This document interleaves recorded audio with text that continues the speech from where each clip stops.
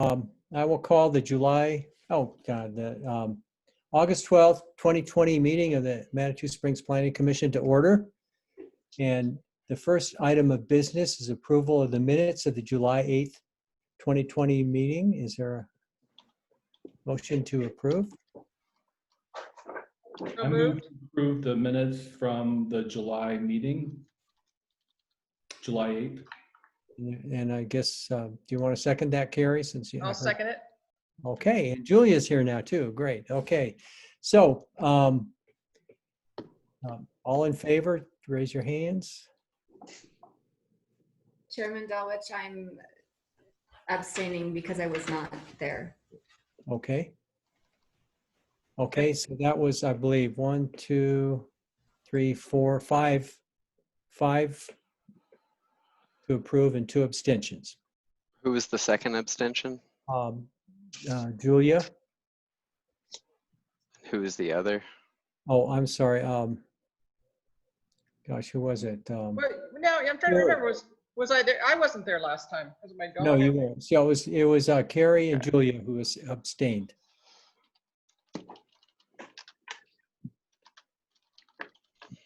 Okay, so next item will be unfinished business. And there's no unfinished business, so then I'm sorry, that's the last one. The next is unfinished business, but before we start that, I will describe the process we use for people who are in the audience and wanting to participate. I'll call an item for consideration, and planning staff will describe what the request was and what their analysis is and what their recommendations are. And following that, we will allow the applicant to describe their thinking on the item and give their thoughts.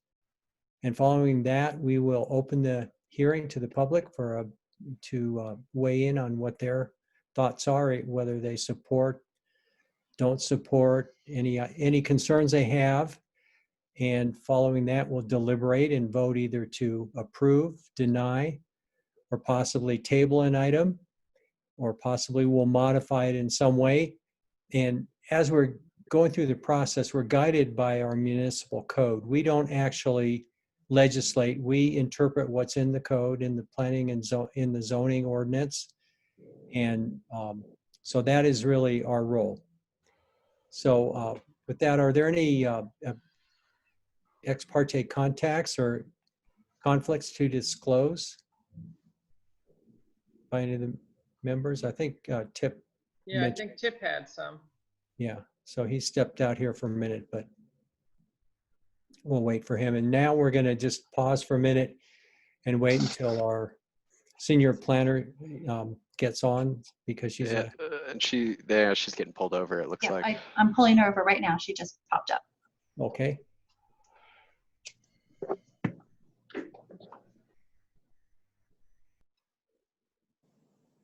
Hey there, everybody. Sorry, I apologize for being late. I didn't get off work and as early as I thought, and it took me longer to get here. So. Okay, well, we've just gone through the first part of the meeting, and we're just ready for item 3, unfinished business. So you're on the. Well, Tip has. Is Tip? Okay.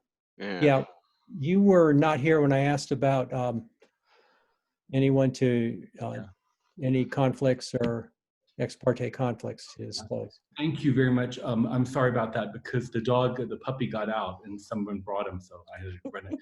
So I need to recuse myself from items 5 to 7 because of personal relationships with the applicants.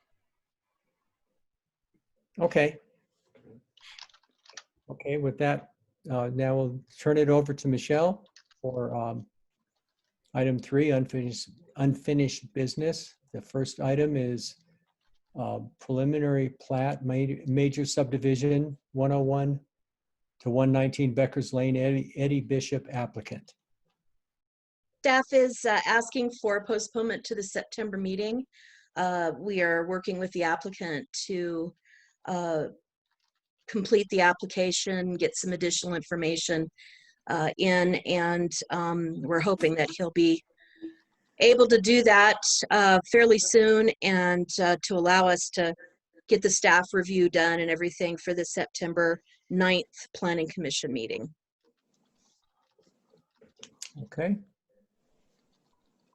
Is there a motion to postpone? I so move. And a second?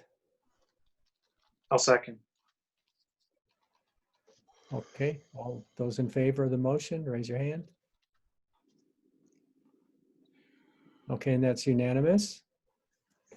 Any opposed?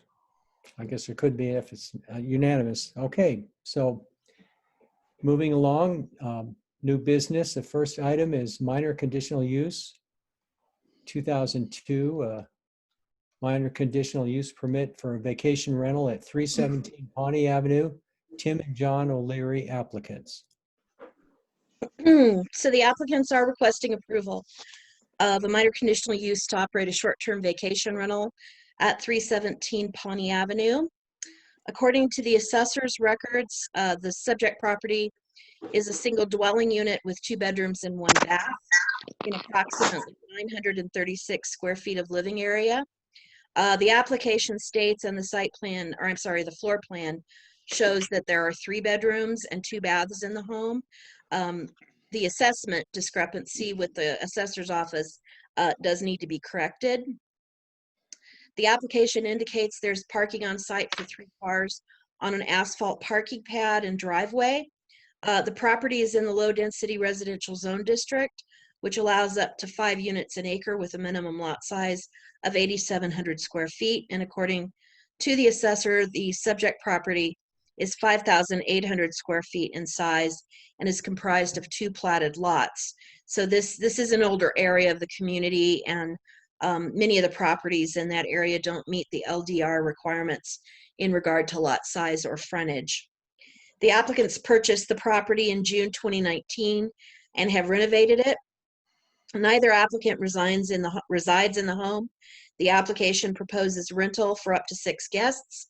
The applicants, who own and operate a contracting business specializing in deck building and indicate they're a licensed property management company, state they'll manage the vacation rental. Staff doesn't know if the applicants have any prior experience with short-term rental operations and management, or if their experience is in long-term residential property management. So in regard to the minor conditional use, the Planning Commission can approve those if it determines the criteria are met with respect to the type of use. And staff, as usual, has incorporated the requirements for vacation rentals within the MICUP evaluation. So in regard to the surrounding neighborhood, the proposed use furthers the architectural and historical qualities and character of the community. The property is located just outside the boundary of the local historic preservation district and therefore isn't subject to that criteria. And the proposed use is compatible in design with function, or compatible in function and design with surrounding land uses. So surrounding properties are primarily single unit residential with owner occupied and rental occupants. There are no vacation rentals within the 500-foot separation distance. Staff has evaluated the parking on the site. The applicant indicates 2 parking spaces are located on a 15 by 36 foot asphalt parking pad on the property and 1 parking space in front of the home. The zoning code specifies a standard parking space of 9 by 18, which requires a minimum area of 8 by 18 for 2 vehicles side by side, or 9 by 36 in a stacked configuration. Although the application states guests will be advised on-street parking is not allowed, the site plan shows the asphalt area in front of the home is mainly within public right-of-way, not on the private property. Therefore, that area is not eligible to count toward vacation rental parking. There is a covered gated concrete pad to the east of the driveway, which appears could be used as a carport. The applicants did enclose that a little bit more, so it may require that that be opened up, but it appears to staff use of that space would be necessary to meet the off-street parking requirement, and that would allow 2 cars in a stacked configuration. So for what they have proposed, 3 bedrooms, and would be for 6 guests, that would require parking for require 3 off-street parking spaces, and proposed parking would be 2 off-street stacked in the driveway and 1 on-street, which would not be allowed. So staff applied the normal parking standard of 1 vehicle per 2 guests to establish the required off-street parking. As noted, the proposed parking pad is undersized even for compact parking, which would be 8 by 16 for 2 vehicles side by side. The applicants will need to provide a compliant parking plan showing 3 off-street parking spaces, or will be restricted to a lower number of renters should the vacation rental be approved.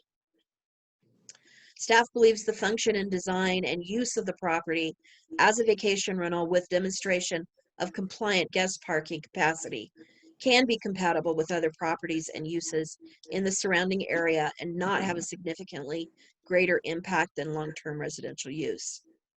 So the zoning code requires that the condition, or the intent of the zoning code requires that the conditional use be consistent with the requirements and the intent and purpose of the code to promote health, safety, and general welfare. So staff provided a copy of the purpose statement from the code and the general intent statement in the report. Staff believes the proposal can be consistent with the intent and purpose of the zoning code. The area is primarily single-family residential with owner-occupied and some rental units. The management of the vacation rental is key to its compatibility. Staff recommends the applicants present information on their experience and plans for managing the property tonight at this meeting. The application notes a minimum 2-night stay will be required. That kind of information isn't mandatory, however, is helpful when considering guest turnover and potential impacts of additional traffic. The submittal requirements found in the vacation rental section, the application signed by the owner was provided. The checklist, a signed and notarized compliance statement is provided. The staff checked the assessor's website, which confirms the applicant's ownership. In regard to the site plan, it provided information in regard to North Arrow. The property is zoned, as staff stated, low density residential, and surrounding properties are within that same zone district. The adjacent owners were provided as part of the mailed notification list in the application.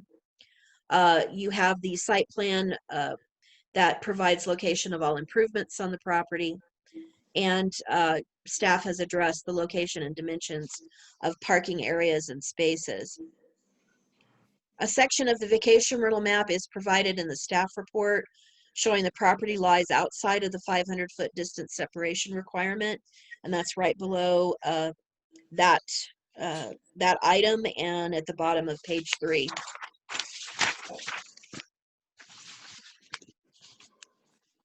A floor plan of the structures of the home's interior has been provided, and as noted there, it shows there are 3 bedrooms and 2 baths. Parking plan. The proposed parking plan doesn't comply with the zoning code requirements. On-site parking should accommodate, or I'm sorry, could accommodate 1 RV if all guests arrived within it and had no other vehicles. Staff suggests that might be difficult to manage and ensure compliance with.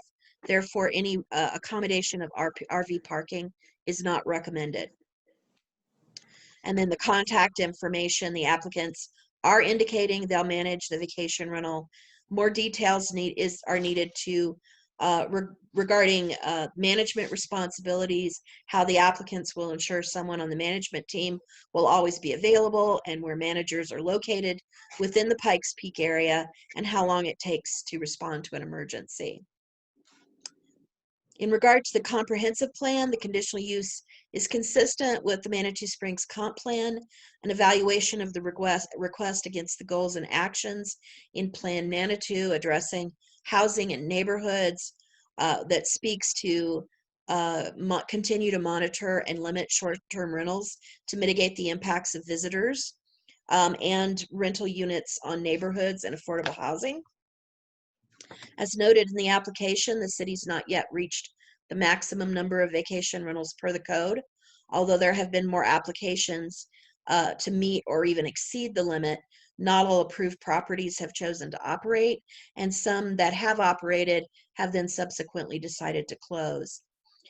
City Council placed a moratorium on vacation rentals, rental applications for the next few months to allow staff to complete an evaluation of modifications to the current vacation rental regs.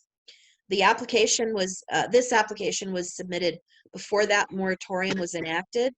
Therefore, the request is not subject to the moratorium, and any changes to the code would not apply to this request unless there are provisions made that are retroactive or applicable at the time of the next business license renewal. Item 4 on page 4, conditional uses will not be allowed where such would create nuisance, traffic congestion, threat to the public health, safety, or welfare, or violation of provisions of the design guidelines, city code, etc. There is significant opposition to the request from area residents. Several have cited concerns with visitors in their neighborhood. Some have indicated concerns related to the pandemic. Staff notes vacation rental operation was not allowed during the most restrictive governor's pandemic orders. Certainly, should there be further restrictions related to COVID-19, it would be likely similar orders will be enacted. Vacation rental guests would also be subject to the social distancing and mask requirements currently in place at the time of their rental. And there were, staff has provided a number of comments, neighbor comments that were submitted prior to writing of the staff report. And then we did send out, I think it was 3 additional comments today that we received. And I'll go into those when I get to that section of the report package. Regarding vacation rental operations overall, Manitou Springs has not experienced significant issues during the many years these uses have been present in the city. The most frequent issue has been guests who are locked out and call the police for assistance. The Planning Commission has been requiring keypad entry or coded key boxes on an exterior door to help alleviate the issue. Certainly issues can arise, and there may be things that we aren't aware of, but of what we are aware of, we've not had significant problems. Staff believes the city's low rate of undesirable instances is related to the proactive adoption of regulations that spread vacation rentals throughout the community, control the number of properties that can operate, and allows for a reasonable but not excessive number of guests and provision of off-street parking spaces. Oversight, which basically translates into good management, is key to neighborhood compatibility. If the applicants are not experienced or have a strong management plan, they should consider hiring an experienced local manager.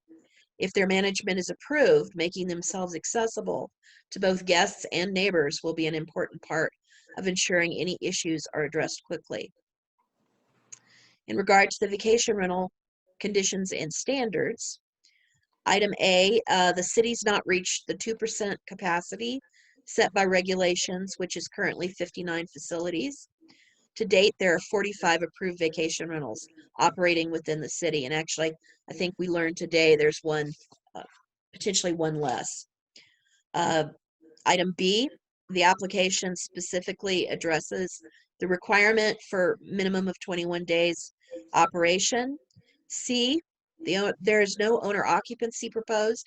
Therefore, the vacation rental can only be rented to one guest party at a time, not different parties occupying the different bedrooms. D, at least one fire extinguisher must be provided on each floor level. The floor plan does need to be revised to show the location of fire extinguishers, smoke alarms, and CO2 detectors in the home. The application states guest pets will not be accommodated. Smoking on the property is not addressed. This has been a neighbor concern with other applications and can be a nuisance, especially when properties are closely spaced, as these are, and a concern regarding fire potential. Staff recommends no smoking be allowed on the property to ensure neighbors are not disturbed and to eliminate this potential source of ignition. Item E, regarding occupancy. The fire department didn't comment on the proposed occupancy. Given the size of the home and number of potential occupants, staff's not concerned with the occupancy exceeding code limits. Item F, regarding standard quiet hours, the application acknowledges adherence with the code requirements. Item G, each vacation rental shall have a clearly legible legal notice, or clearly visible and legible notice, which includes information that is also listed within the rental contract for the property. And that's regarding evacuation primarily. The posted notice will need to be provided to the planning department to confirm compliance. Staff recommends a map be added showing an evacuation route in the case of wildfire or flood on Fountain Creek / Manitou Avenue, which could impact exiting the neighborhood. The application includes a wildfire mitigation assessment performed by the fire department for the property, and the application indicates compliance with that plan. Provision of a bear-proof trash receptacle has also been something the Planning Commission has been requiring for vacation rentals. Given the increase in bear activity in the area, staff supports this requirement, even if the trash is not kept outside other than on trash day. Even if they're in a enclosed place, what we're seeing is that when it's taken out for trash day, sometimes the bears are getting in it before, in between it when it's taken out and when the trash company actually gets there. So having those animal resistant cans are important, even for just having it out waiting for the service provider. Item H, the posted notice should include information regarding disturbance and unreasonable noise. Item I, as noted above, there's no issue with separation distance to other vacation rental properties. Item J, complete contact information, names, phone numbers, emails, and addresses for everyone involved in the management of the vacation rental needs to be provided for the planning department file and on the business license. This information must be kept current and updated as necessary, as that's where the police department or code enforcement would look for emergency contact information. Given the neighbors' concerns, staff would recommend at a minimum that an annual notice providing contact information for the vacation rental management be provided to the residents surrounding this property in the immediate neighborhood. That'll help to ensure that if there should be any issues, neighbors can not only contact the city's code enforcement or police department, but will know how to get hold of managers of the property at any point, day or night. One of the comments that I sent out today noted that if there was a change in management or contact information, they needed to be provided that information, at the time that change happens, not just once a year. And actually, that is a very good point. When staff was thinking about an annual notice, I was thinking more so that when residents of the surrounding neighborhood might change, at least if somebody had changed during the last year, they would get a notice once a year that would keep everybody informed. But I think it's a good acknowledgement that if the actual management should change or the contact information, those notices to the surrounding property owners really should be sent as well at that point, and also provided to the city. So in regard to the public notice, the request has been advertised and the property posted. The applicant submitted information regarding mailed notification. As I've noted previously, there were several neighbors who contacted the planning department. A number of emails were sent in response to a premature notice sent out by the applicant prior to submittal of the application. And staff asked neighbors to confirm their comments, that their comments from April were still valid. However, all the emails received by the planning department, both previous and current, are provided following the report. No adverse comments were received from any reviewing agencies. And as I noted, there were 3 additional sets of comments that went out today, some of which I think had some good ideas for trying to mitigate some of the concerns. So although staff understands neighbors prefer not to have a short-term rental in the area and have cited some issues with a previous vacation rental property that's no longer operating, and if it's the one that staff thinks it is, they actually operated very little but had some longer-term guests that they did not have under their vacation rental, that I think a lot of the issues that the neighborhood experienced may have been with them. In fairness, the Planning Commission needs to base its decision on the applicant's ability to comply with the city's code requirements, the specifics of the proposal, and any issues with the property or the management. Denial because of general concerns, issues that are or can be mitigated, or that do not directly relate to the subject property is not appropriate. The staff recommends the applicants provide additional information on their property management experience, particularly in relation to vacation rental operations. We don't have that information, so I'm assuming they're going to present that tonight. Information on who will be the primary contact, how far from the property, the time for response, the property and management staff are located, and any additional specifics or details important to understand how management will work need to be provided. Staff finds the application under the conditions proposed can substantially address and meet the requirements outlined in the municipal code regarding regulation of short-term vacation rentals and the criteria for minor conditional use permits. Therefore, staff recommends approval of MyCup 2002 for operation of short-term vacation rental at 317 Pawnee with the following conditions. 1, the vacation rental shall accommodate no more than 6 guests maximum.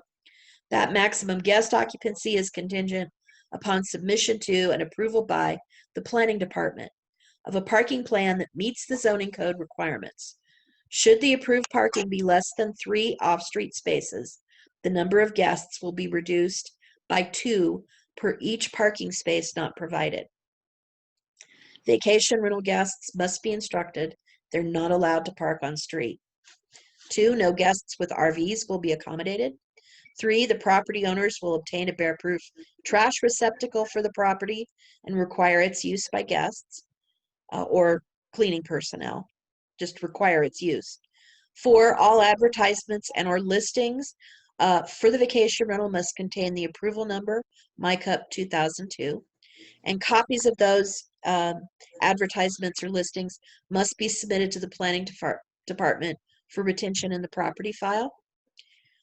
Those ads and postings will provide information on parking restrictions regarding the numbers and types of vehicles. 5, full management, both full-time and backup, information to include names, location/address, phone numbers, and email contacts shall be provided for the planning department file and on the business license. Any change to the management shall be provided to the planning department for review and approval and immediately updated on the business license. Should the planning commission not feel the applicants are sufficiently experienced to manage the vacation rental, evidence of hiring a professional local manager shall be provided to the planning department for review and approval. 6, an annual notice to neighborhood properties surrounding the vacation rental shall be mailed to those property owners and tenants, providing current management contact information in the event of any issues. A copy of this annual notice will be provided to the city at time of business license renewal. And certainly you could add to that an annual notice, or either that one or the previous condition where we've noted that if there are any change to the management, the city gets notified, and certainly those surrounding owners, if there's a change to the management, should get notified immediately of that change.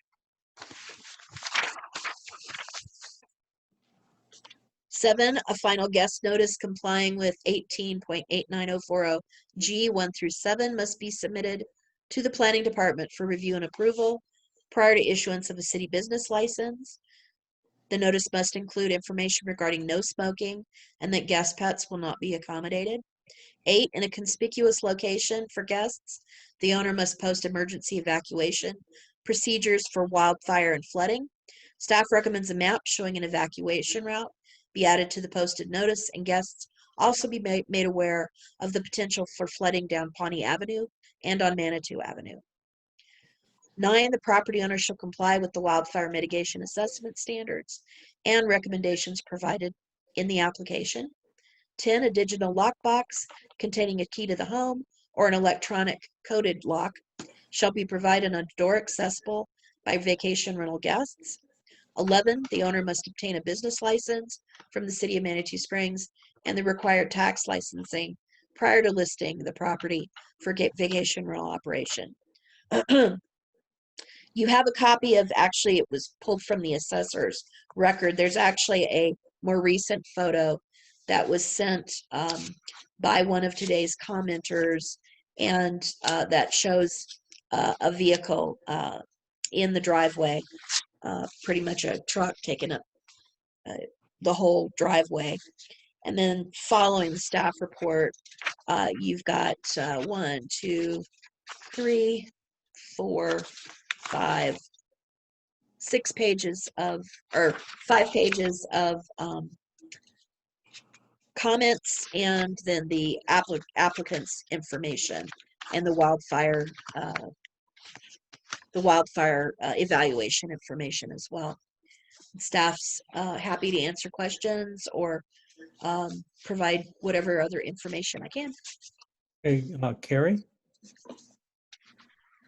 You're muted right now. Here I am.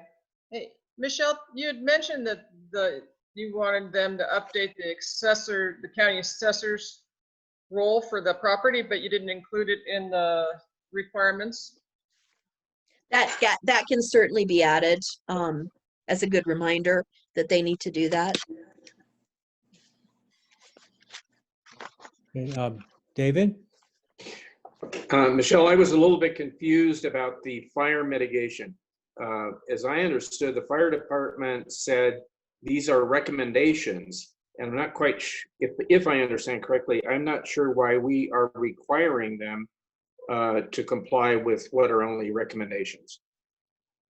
Well, the fire department issues recommendations, and it's up to planning staff or the planning commission to enforce those. So if the commission doesn't feel that it's appropriate to make that a condition of approval, then that's fine. But staff feels it is appropriate, and that's why I recommended it.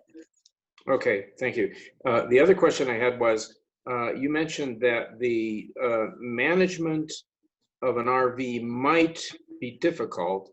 Has the applicant agreed to eliminate any RV parking? I have not received any further information from the applicant, so that's something that hopefully he'll address tonight. Okay, well, I just think that might be difficult to manage is pretty thin, and we're making some stringent management requirements, but okay. Sure. Thank you. Any other questions for staff? Mike?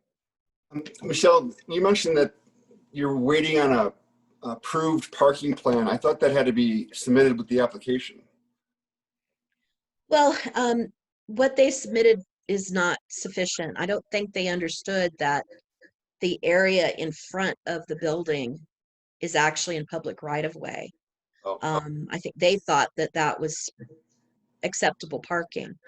And so, certainly if the commission feels like they want to see that parking plan before, approving, you can certainly require that. I think the way that if it's acceptable to the commission, I think the way that the condition is worded, allows for review and then, subsequent reduction of guests if they can't meet the 3 off-street spaces. And certainly that would contemplate that the commission is comfortable with stacked parking, which has been allowed in other areas. Okay, thank you. And then one other question. You've asked a couple of times for proof of management experience. I don't remember asking anybody else that in the past. Well, I think that, especially considering the concerns of the neighbors, I think it would be a good information for everybody to have. Sure. And, we have talked about where managers are located, are they local, and everything like that. So I think it's good information for you all to have, and for anybody from the neighborhood that's on the meeting, that's listening to this, be able to have also.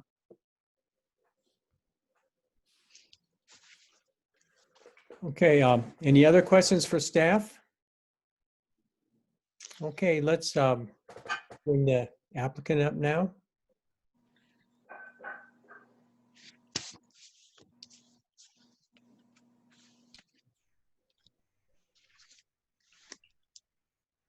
Okay, Mr. O'Leary, I guess we could unmute you.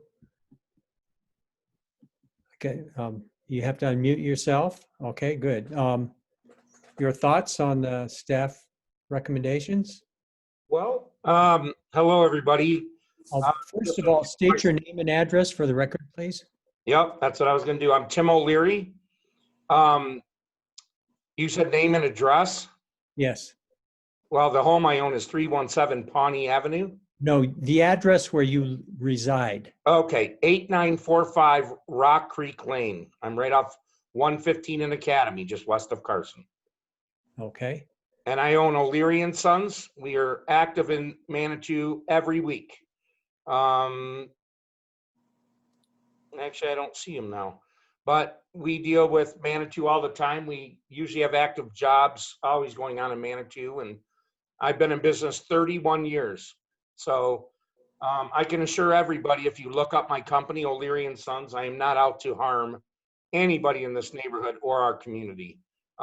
I own a very respectful business, and I live my life by this business. So in our community. So just with that being said, a couple things I wanted to bring up is updating the license. We just had the house fully renovated, and I don't know if any of you guys have seen it lately, but it's a remarkable improvement to the community.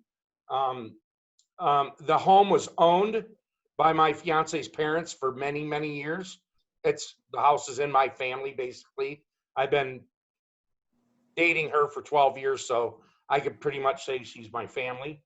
One of the comments in here, which I'll be honest with you guys, most of these comments in here, there's so many things in here that we kick someone out to B&B. This is not what I do, especially in Manitou. I'm in deck construction. I didn't kick anybody out. Lana, which is Jennifer's sister, her parents are in their 90s and they pay for everything with the house. They bought her a mobile home. 2 months after they bought the mobile home is when I just said I would be willing to buy it. So it had nothing to do with half the things that you guys read in here. That's my family's house. So I decided to buy it. I've owned rental homes in Colorado and different states, and I've owned vacation rental homes. And I can assure every one of you guys, by having people in and out and having an active plan together, I see 100 times more problems with active renters in a house. Okay, they don't have to cut the grass, they don't have to clean the house, they don't have to be quiet, they don't care about the neighbors if they fight with them or not. There's not much I can do. Vacation renters, if we get a bad one, it's for 2 days. And I'm telling you this with experience, with 30 years. if you get somebody, and I even decided to do this, you guys. I know the girl from out west rental properties. We're going to allow them to manage this property. I honestly, I live 15 minutes away. I mean, all my personal information is even on my business website. So I can assure every one of the neighbors, and I'm sure some of them are listening right now. Do you know half the neighbors that walk by just were so proud of us to get this house and fix up the neighborhood to increase their property value, and also wanted to buy the house. You know, nobody's telling you this. They all wanted that house because it was a big turd. You know what? And Connie, which is my mother-in-law, was willing to sell it for a very, very good price. The neighbors across the street, the neighbors across the corner, they all wanted the house for the same reason. I've talked to them all. Okay. I ran that construction project like I run all my jobs. There wasn't trash blowing all over. If there was, you know what? I can't help a 60-mile-an-hour wind blows a garbage bag over to their house. But I did a year's worth of construction and put $125,000 into that house. That house was ready to be, it classified as uninhabitable. That's how bad the house was when I got it. The house is gorgeous. If you haven't, I would welcome you to drive by and look at it. It's beautiful. You would like to live there. But with that being said, the parking has been a big issue. The picture of whoever sent that to you, which I ever named here, and I won't mention names, that is a crew cab long bed dually truck that's parked in the middle of the driveway. Look at the picture just on the paperwork that you have on page 5 or 6, I think it is. This driveway is 36 by 15. Okay. The average size of a mid-sized car is 16 feet. So clearly you can have two. And I have a 320 square foot. I just had it appraised. 300 square foot. Basically, it's a garage. You open. I put doors on there instead of an old gate. That thing opens up. 11 feet wide. You can park 4 cars in that driveway. So stacking cars, if all you guys are needing from me is 3 cars, I can assure you, I can park one of my work trucks in there and 2 mid-sized cars. That has a total of about 60 feet of driveway. So I think we need to take the driveway out of the question because it's so many people's concerns that the driveway will not fit 3 cars. I could probably fit 3 pickup trucks in that driveway. So with that being said, people saying about gates being open, them gates are designed to stay open. So if you want an open carport or an open driveway, or if you want to live there like Lana did, that contributed so much to the neighborhood, you can put your car in there at night for safety. So, you know, the great thing with this house, you know, everybody is talking about the same things here. Foot traffic, safety, you know, I get it. I live in the same type community. Okay, the great thing with this house is, you guys, it's small enough to have a couple. You know, it's 1,000 square feet. Does it have 3 bedrooms? 1 bedroom has a pull-out couch. Are we planning on renting it to 6 people, or are people going to spend $350 a night? Everybody hears the same things when it comes to rental homes. In the city, when you can rent these for less than an apartment, people are going to stay up and party. But I can assure you, if your mother, father, or brother, or sister come into town, any one of you guys, and spending $300 a night, they're probably not going to rock till 2 o'clock in the morning. Okay? There's not going to be a ton of foot traffic, probably a whole lot less than if I sold the house and you got a owner in there that has a bunch of friends that ride motorcycles or like to party at night, you know, or whatever.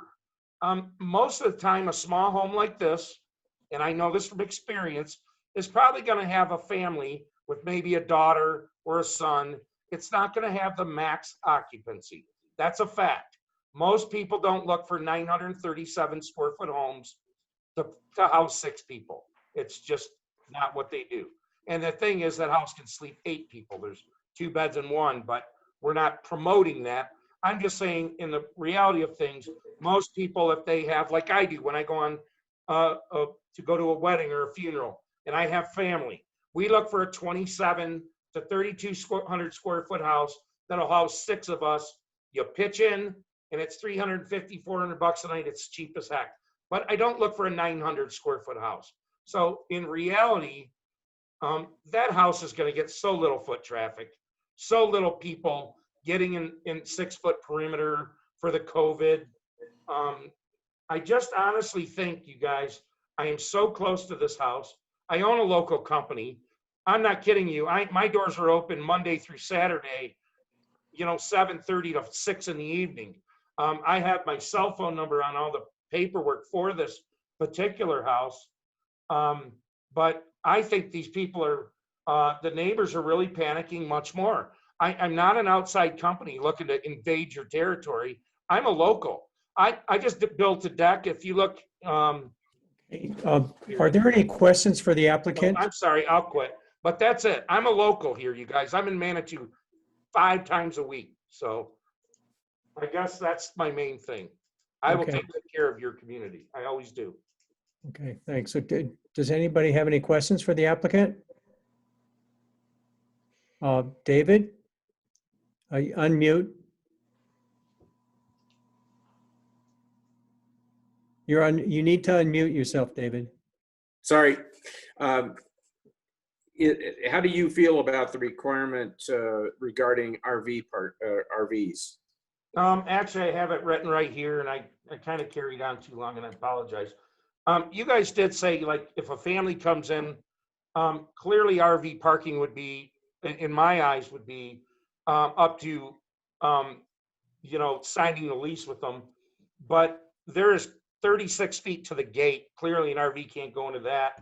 But like, I own an RV, a road truck. It's a van. I guess it would have to, in my case, and I be honest, I would have no problem if this was a determining factor and you guys said no RV. I hate to consider my RV an RV because it's just a 1-ton van. It's nothing different. But I would definitely put a stipulation in there about RV parking. There's none available, and if maybe somebody came up and told me that, we could, allow it. There was one other thing, you guys, that you did say. The application states guests will not be accommodated. I am in the process of putting up, not only did I put a gate up along the front, we did the gates in the carport, I gate in the back. It's got a chain link fence, but I'm putting a 6-foot cedar dog ear fence. It's on part of the property. I'm going to redo that for more privacy for the neighbors, not for my guests, but for the neighbors. Other than the White House that sits right above us, but this is a completely fenced-in backyard. I guess I'm not real pleased with saying you can't have a pet. Most people, half the people in this videos I just seen had a dog walk up in their lap. We all love our dogs. Most people travel with them anymore. And I have a completely fenced-in yard. But the thing is, with this particular house, I know it very well. I've been there every day or every other day for a year. Every single house around me has dogs barking their head off at us every time somebody walks in. The neighbors to all 3 sides or 4 sides. So, I would like to offer people pets. It could really hurt our business if especially, as you guys know, that everywhere you go, if you go to a grocery store or a restaurant, people have their dogs. So to eliminate that could really affect our business, especially one where we put about $5,000 to $6,000 in a beautiful fence, not just fence, a blocked off fence. So dogs cannot get at other dogs. Chair, point of order. Yep. I believe that the commissioner asked about RV parking. Thank you. I agree. I did answer that. I'm sorry. I should have stopped. Okay, are there any more questions for the applicant? Okay, since at this time we don't have any other questions, we'll now open up the hearing to the public, and I request keep your comments to limit to 3 to 5 minutes at the most, preferably 3 minutes. And do we have anybody who'd like to raise their hand and make a comment?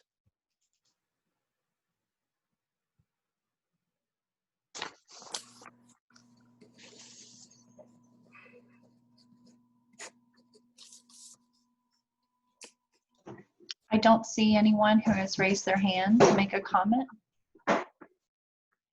Okay, let's wait a couple of seconds here.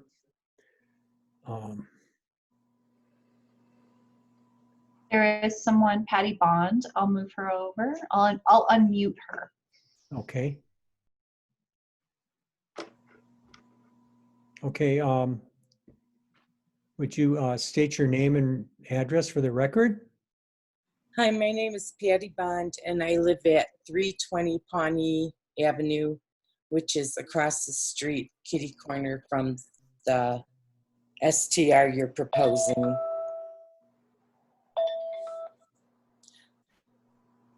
Did you hear me? Oh, yes, yes, and Oh, sure, okay. go ahead and, make your comments. It's a public Now, hearing. since I only have 3 minutes, we have gone through this before with a short-term rental across the street. And if I can explain our experience, they allowed dogs, and they promised all these things that they wouldn't park on the street.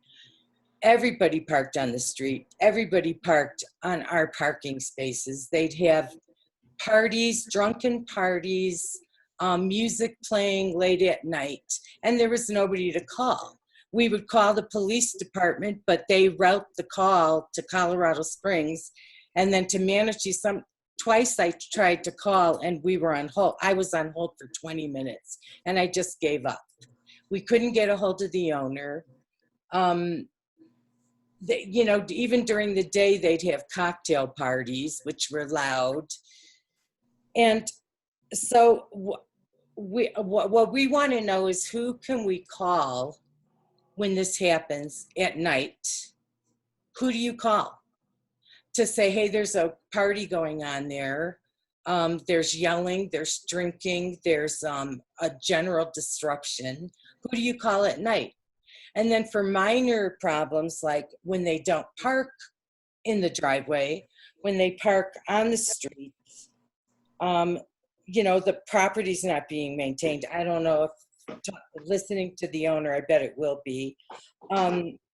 What if there's more guests than allowed? What if the dogs are out of control? Who do we call for that? And one of the suggestions was maybe to hand over the planning commission, that they could handle complaints and keep a record of it, so that, if there's too many, they can fine the owner or revoke their license. Because that was the most frustrating thing, was we had nobody to turn to with all this partying and the parking and the dogs. And that is what everybody's fear is.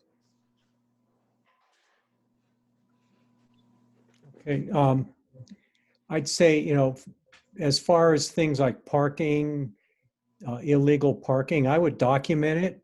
And we have parking problems all over Manitou, and I'm very active documenting parking problems in my neighborhood. And so for that item, definitely document it. And Michelle, can you address how the best approach would be to file complaints? Sure. Usually that kind of thing goes to code enforcement. I mean, again, she's correct that code enforcement isn't there overnight.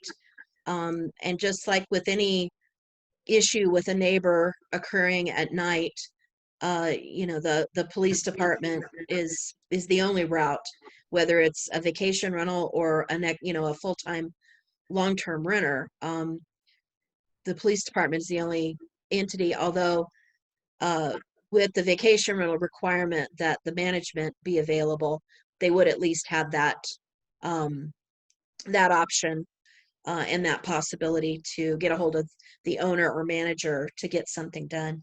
But certainly if they just want to document there was an issue and it's after hours, they can call the code enforcement. Code enforcement works with us to let us know if there are issues on properties. And so both us and code enforcement would be aware of it and able to contact the owner and let them know that there's been an issue and that they need to pay more attention, or whatever the resolution needs to be. Well, we got renters across the street, and when they first moved in, they were parking in front of the fire hydrants. They were parking, double parking. And Kim Littleton and I went to the planning department and we made a complaint.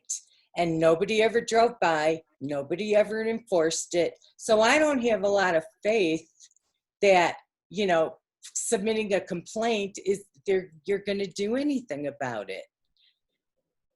Were those full-time renters? Yeah, they were full-time renters, and now they have bought the house.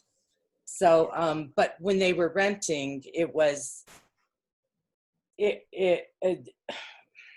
when they were renting, they, you know, would have a lot of people over, and they would double park, and they would park in everybody's parking spots. And they have these dogs that they absolutely are horrific to, and they keep them locked up. And so we went and asked what our rights were, and I forgot who we talked to, but they said that they would have code enforcement drive by and check, and nothing ever was resolved. Okay, I would say in this case, if you can't get hold of the owner or the owner's contact for the management company, they will be out of compliance with their conditional use, and we will take steps to revoke it. This is such a controversial issue now. We're being very proactive about managing these situations. And the most important thing is to document it and report it. And if you don't get any reply, if you don't get feedback from code enforcement, which I doubt, I think they will respond. But if not, your next step is to bring it up to our city council, and we'll make it public, we'll make it clear, and that's the way we'll manage this. Michelle? I just wanted to note that with long-term, you know, regular residential rentals, there's very little that, I mean, we cannot require that they park off street. As long as they're legally parked, we have nothing that we can do as far as enforcing any kind of off-street parking requirement or limiting the number of vehicles. If someone drives by, like code enforcement, and they aren't parked in front of a fire hydrant right at that point, you know, Right. that type of thing, then there's really nothing they can do. Unlike a vacation rental that has, you know, specific, they require off-street parking and the use of the off-street parking. So it's a different animal. Okay. Am I still on? Yeah, we should tie it up pretty soon here. Well, I'd just like to mention about, you know, the intent of the zoning code is to promote public health, safety, and general welfare. And we're in the middle of this pandemic. And look at what happened in Aspen with that breakout when we allowed all these outside people from outside states to come in. That became a hot spot. So we all are very concerned that all these people coming in every 2 days from out of state, they could start passing this stuff around. And so we kind of feel like our lives are in danger. And there is a moratorium on short-term rentals. I don't see why we can't delay this till the moratorium is over with. In that case, we are bound by the fact that these applications were submitted before the moratorium went into place. So But that trumps, I hate to use that word, that trumps our safety, you know, and our public health. You know, I just think that, you know, you have to make exceptions and not be cast in stone when we're in this pandemic time. I mean, it's really scary. And there's a lot of senior citizens here that are very vulnerable. Okay, thank you. We appreciate your comments. And is there anybody else who would like to comment on this item?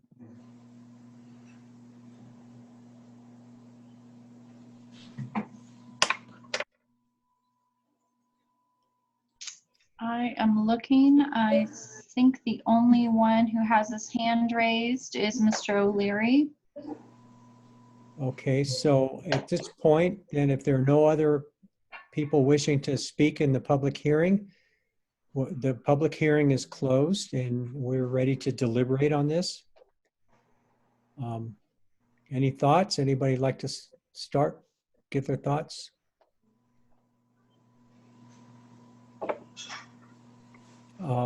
Tip, unmute and. I think that the planning staff did a very good job at evaluating this application. I understand we've seen this before that many like the idea of one of these rentals in their neighborhood. I think I've said before that probably is true in almost every neighborhood. We, for a lot of reasons, for public health, for maintaining, and look at that, for maintaining low-cost housing to be fair across neighborhoods. We've written very careful, the city's written very careful, basically standards. And so the other, I think that a lot of the other things, whether there's been a bad experience with a renter previously, that doesn't, that happens, that then you can't say though, I don't think, that we're going to cast a generalization against a whole class of people as renters or whatever. We have a problem with COVID in this society. People have the right to travel, and if the government decides that they don't, they can't. And we should be maintaining kind of social distancing to protect ourselves, and we can do that. And so I think that the parking, I know that the applicant is not that enthusiastic about the parking requirement, but the thing is the parking requirement, if it's not a problem as he says, then he's going to be able to show that, demonstrate it to the Planning Commission, and then it won't be an issue. If it does turn out that there's an issue, then you will have to address it, or you would have to lower the number of people. So honestly, I think this is, for me, it's the requirements that the planning department has recommended. So I'm comfortable with, I think the recommendations make sense. So I'm good with the whole kit and caboodle at this point. Any other thoughts?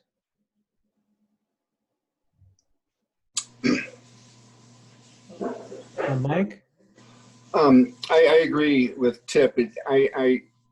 These are tough when the neighbors come out in force, but we don't have very many options.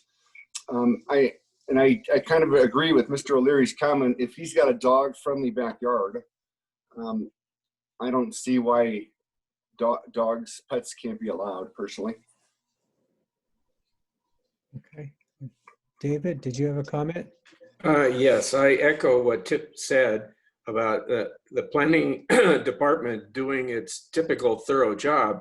And I understand from the neighborhood's point of view, if you've been burned in the past, you're apprehensive, but it wouldn't be fair to the current applicant to act on fears and what might happen based on either short-term or long-term rentals in the past.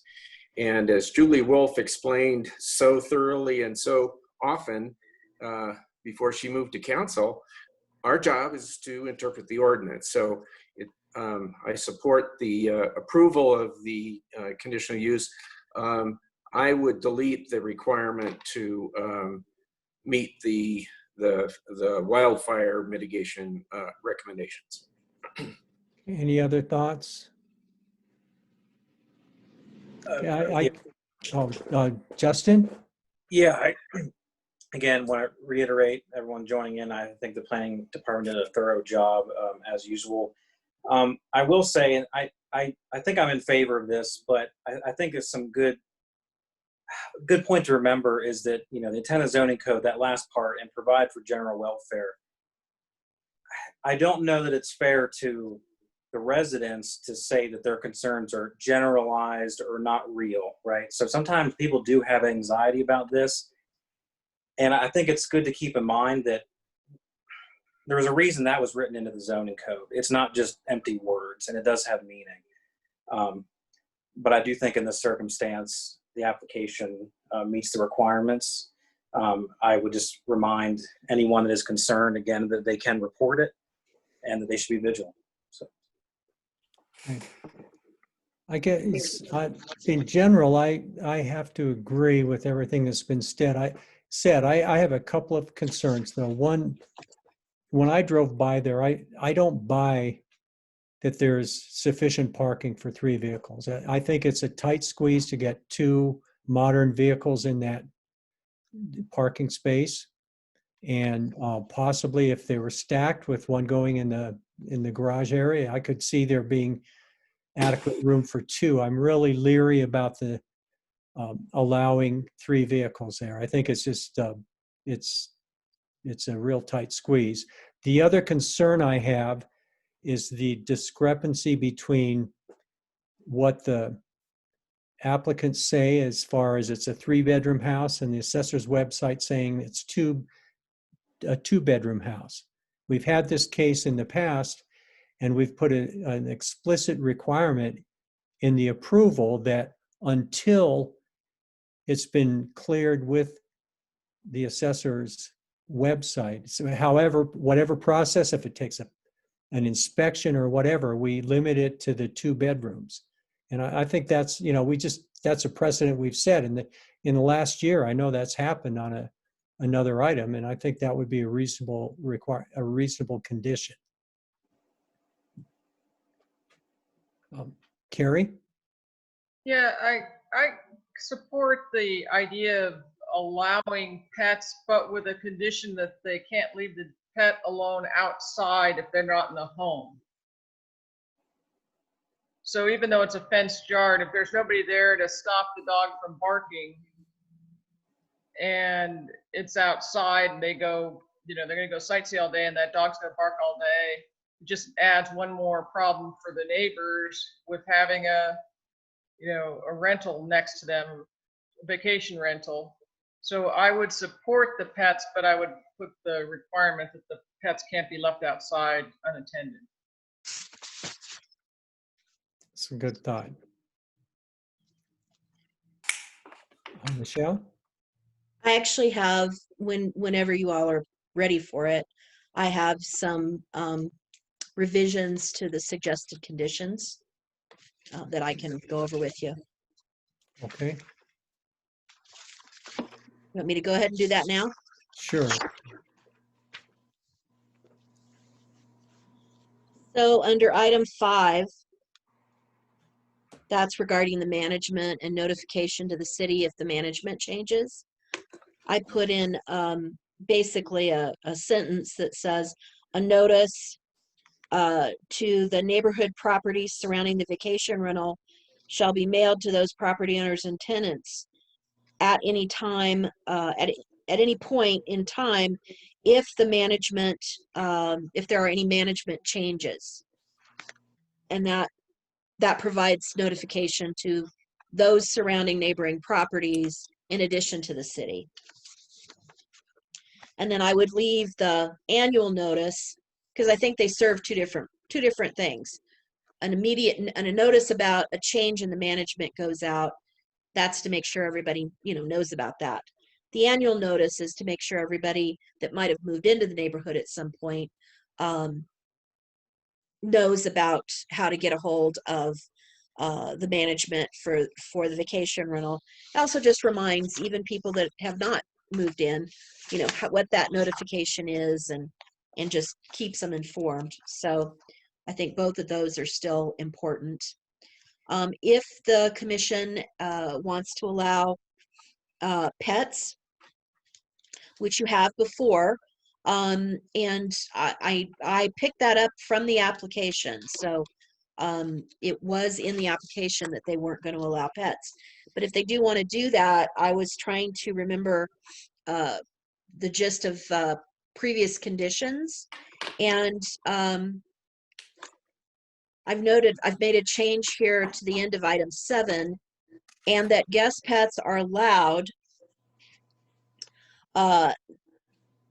given that the notice to guests shall advise renters, or notice shall advise guests regarding the area wildlife, because I think that's important. If people are coming in from this area and they have a dog and they're going to put it in the backyard, well, they may not realize that we have a lot of wildlife activity, and they may think that dog's perfectly safe, and it's not necessarily. So warning them about area wildlife and monitoring their animal, not leaving the animal out by itself, that kind of thing. And that dogs may not be left outside on the property when guests are not present, consistent with Commissioner Storm, and that is also consistent with what we have required of other vacation rentals that we're allowing pets. So I think that's important. And then item 12, adding a condition that requires update of the El Paso County assessor regarding the number of bedrooms and bathrooms in the home. Okay, Michelle, just devil's advocate, if the El Paso County comes back and says, oh, no, it's a 2-bedroom house, what's the mitigation? Well, that's pretty interesting because their floor plan shows a 3-bedroom house, and I don't know, we can certainly go and check it out and make sure that what's out there meets the floor plan. I don't know why the assessor's office would come back and want a lesser assessment, if that's not what's really out there. It probably has to do with the closet. That room probably doesn't have a closet. I did look, it does have a closet on the floor plan. Huh. Because that was one thing I wondered. Can I say something? We're deliberating right now. Okay, I'm sorry. I was just going to explain. That's okay. I muted his microphone. He unmuted it, so I remuted it. Okay. Okay. I just like to have strong enough wording in there to ensure that if it's a 2-bedroom house, it's a 2-bedroom house. If its assessor says it's 3-bedroom, fine. But in the past, we've had these cases and. Right. Well, I mean, the application is based on what they're saying is a 3-bedroom house. If it turns out it's not a 3-bedroom house, then the application is inaccurate, and that could be an issue for compliance. At the very least, they would have to reduce their number of guests. Okay. Okay. Well, we've been here a long time. Tip, are you unmute? So I'm almost ready to make a motion. I'm just have a question for maybe Michelle and you, Alan. Is it possible to have a stipulation, a requirement that says that at this point they're allowed to have 4 people in the guest, and that should the assessor advise up to 3 bedrooms, that they have the right to go to 6. And parking would be 2 cars, and they could go up to 3, still with the conditions that they have to be proving that they have that off parking. To me, that would take care of the problem. You could certainly craft it that way. So that's what I think. I'd like to make a motion then to approve this. So David, just in terms of your thing, for me, I'm more, I think I'm good with the wildfire thing. So I'm going to make a recommendation without including that, but you could do an amendment and we could vote on that amendment. But for mine, I'm going to go with the recommendations, the revised recommendations that Michelle had offered, but with that additional one saying what I had said before, that it would be 4 guests and 2 cars, unless they are able to prove to the assessor that it's a 3-bedroom house, and then they would have the right to go to the 6 guests and the 3 cars. So that'd be my recommendation, my motion. Okay. Is there a second? I don't know if this is out of order, Alan, but that does not include the revisions that Michelle indicated, or does it? It does. Okay, thanks. Okay. Would anybody like to second that? I'll second that. Okay, Mike Casey seconded that. Is there any more discussion? I have, yeah, would like to understand then if they come back, we go out, somebody goes out and evaluates that parking and their parking plan, and as Alan says, he drove by, he's doubtful that even two cars fit well in there. There's nothing we can do after we pass this, right? My impression was that we were saying that the parking plan had to be approved by the planning department for them to. Well, I just want to make sure that we're not moving around that based on your motion. Michelle? I do think that if it's stated the vacation rental is approved for 4 guests, that would make it hard for us if we come back and say, oh, there's only 1 parking space on the property, which would be 2 guests. That could make it hard for us to come back and say, sorry, you only have 1 parking space. You can only have 2 guests. So it would need to be worded such that, that number of guests is tied to number of parking spaces and number of bedrooms. Well, I guess you could say something like the number of guests is dependent on 2 variables. One, that both must be fulfilled. One is that the official number of bedrooms in the for the assessors will be a limiting factor, 2, 4, 6, depending on how many bedrooms there are, and the number of parking spaces that are approved by the Planning Commission will also be a limiting factor. And depending on how many approved off-street parking, up to 3, that if they have 1, they can have 2, 2 they can have 4, 3 they can have 6, and the lower number of either of those two conditions is how many guests they can have. Okay, I'd like to question, Michelle, it seems like we're leaping to the conclusion that bedrooms mean cars and guests mean, 6 guests means 3 cars. I'm more interested in limiting the number of cars, regardless of whether it's a 2-bedroom or a 3-bedroom. And I doubt, I'm leery of the idea of parking 2 cars side by side in that driveway, but I do understand that if that gate is open, that there is parking in front, so there could be stacked parking. So I'd be comfortable just saying no more than 2 vehicles may be parked by the guests, or the guests can have no more than 2 vehicles, and that whether it's 2 or 3 bedrooms is immaterial. Well, I don't necessarily disagree, but that isn't consistent with how we've been applying a parking standard. It's been, 2 guests per bedroom, basically, and that, 2 guests equal 1 parking.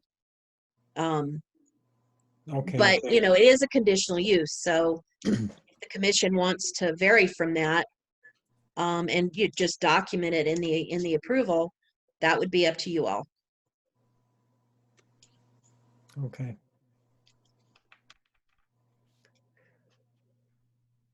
You're muted, Tip. My question would be, are you offering that as a friendly amendment? I think that my impression would be that I would probably, given the desire for consistency, and so what Michelle said, I would probably not accept that as a friendly amendment. So then we could vote on that amendment. And okay, no, that's okay. I was just tossing it out as a thought, but it's your emotion, and we have a second. And so I guess if everybody's comfortable with what the motion says, we can discuss or vote, or if there's any more discussion. Right? And would anybody like clarification on the motion now, or is everybody comfortable? So Michelle, can you just clarify the amendments as you now were we're amending the pets. Yes. The assessor was already included by tip.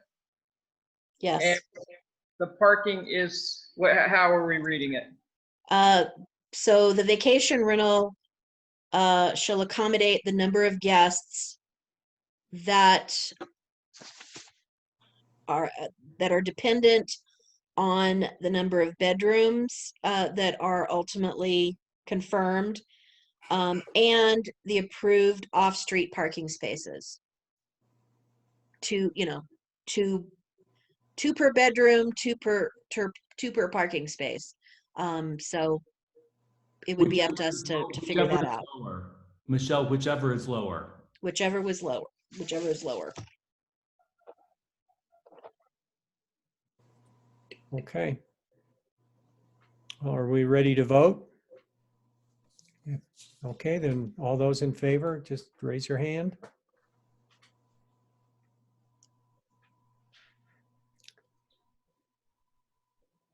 So that's unanimous. Okay. Thank you. And I'll be leaving you now also, Chairman. Okay. Thank you. Thank you. You take care. Tip. Bye for you, everybody. Okay. Bye. Okay, and shall we bring Gloria in for the rest of the meeting now?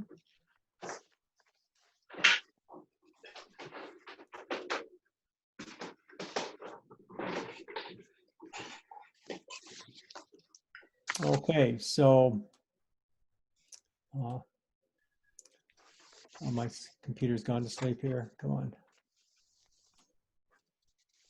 Okay, the next item of business is minor conditional use 2003 minor conditional use permit for a vacation rental at 341 Oklahoma Road. Scott Hunt, applicant. So staff is working with the applicant on some revisions and clarifications to the application. And so we're requesting postponement to the September 9th meeting to allow us to go through that process. Okay. We have a motion to postpone that to September.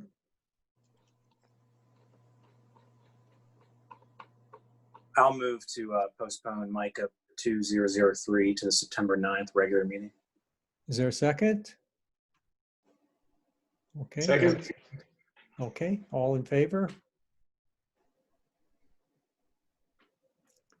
And Julia, you've disappeared video-wise. Are you still here? She's also muted. Yes.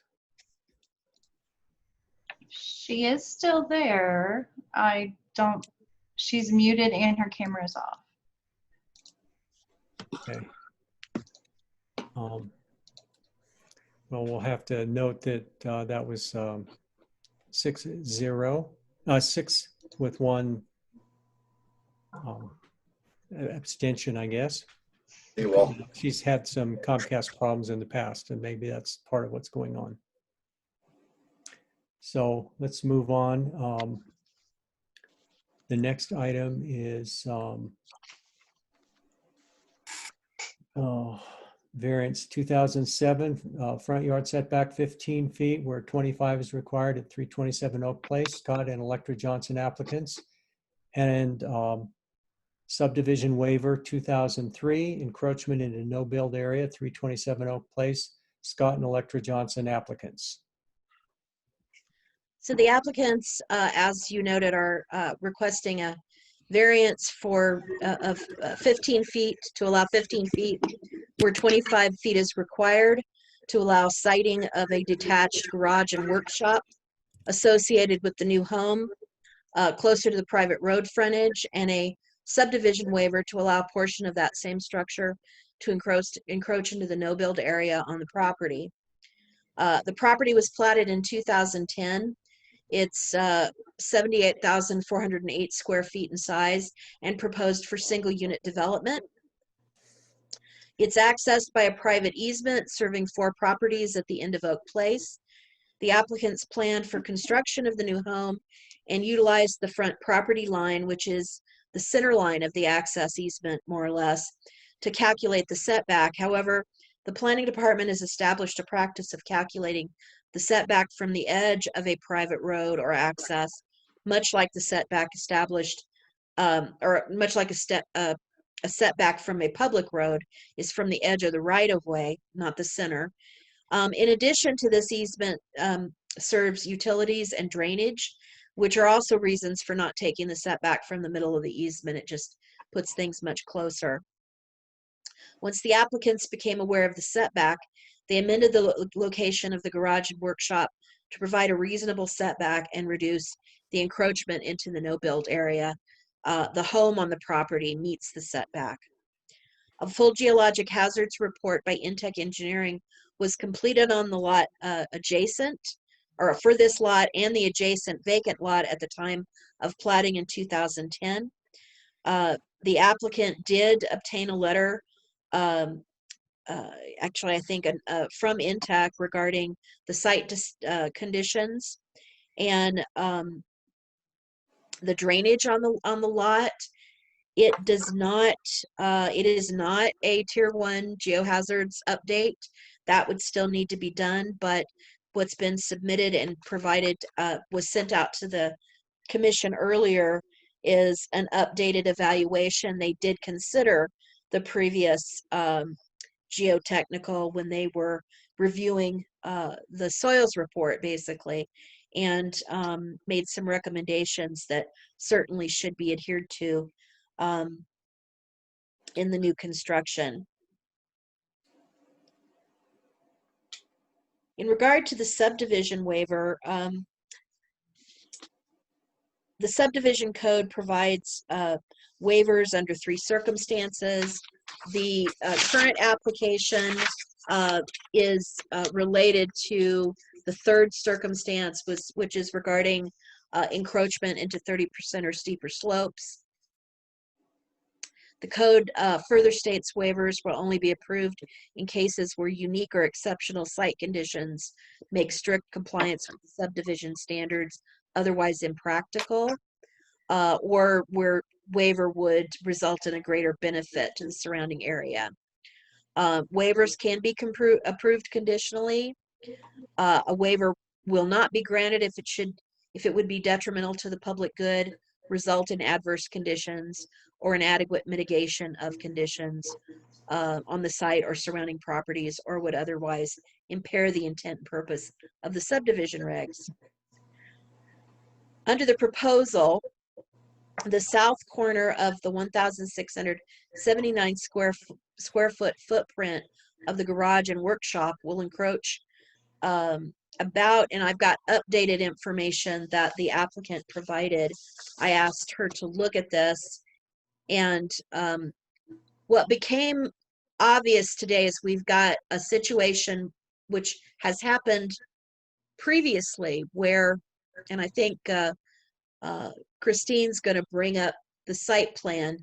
I had asked the applicant to overlay the current site plan with the approved subdivision, the approved no build area. And because the applicants have more recently had a full topographic survey done of the lot, and it shows that it does not meet, it does not fit, and is quite different than the established no build that was done at the time of platting. Unfortunately, we've run into these problems previously because currently the city does not have a requirement in the code for how surveyors must establish the topography for the no build, and some of them use FIMS data, which is never accurate enough for a plat. But unfortunately they do, and we don't know. They don't tell us that's where the information came from. And like I said, we don't have a requirement that they do tell us, or that they actually survey the topo themselves, which we will be updating in the updating code revisions. So we have a situation where the applicants have asked for a subdivision waiver based on encroachment into the existing area on the property of 30% and greater slope, not on encroachment into the established on the plat no build area, which is quite different than the reality of what's out on the site. So I had asked Ms. Johnson to give us an exhibit that shows, you know, how to, what those differences are. And also asked her for some square footage calculations that, you know, also provided that information. There I go. I wasn't seeing the screen. So staff did send some information out later on in the day today. So I did include the soils evaluation in a link to the board, to the commission. But also I did include both a copy of the Dillon subdivision and then what's showing on the screen that shows the topo. And if you really zoom in, you can see where the buildings are proposed. Under the existing Dillon subdivision no build, both the workshop garage and the home would both encroach into no build area. The back corner, basically, I think maybe the south corner of the home, the southeast corner of the home would encroach about 30 square feet into the no build. But the majority of the garage and workshop, about 75% of that footprint, or about 1,000 square feet, would encroach into the platted no build. In regard to the reality of the site, only the garage and workshop would encroach into the actual slopes that are 30% or greater on the property, and that would just be about a 24 square feet corner of the building. So there's quite a difference, and this clarification doesn't change staff's overall recommendation because the reality is that it's not encroaching into actual slope areas as much as it looks like it does if you're just looking at the Dillon subdivision. And the applicants did have the surveyed topography done for the site, so it's actually more accurate than what was done for the plat. But I wanted to make sure that the commission was aware of this issue, and to try to make sure that we incorporated the right kind of wording and the right kind of conditions that would address this, so that it tied it back to the platted no build and acknowledged that what was out on the site was not the same. So I'll just continue on with the staff report, and then we can certainly, you know, discuss this more toward the end of the report.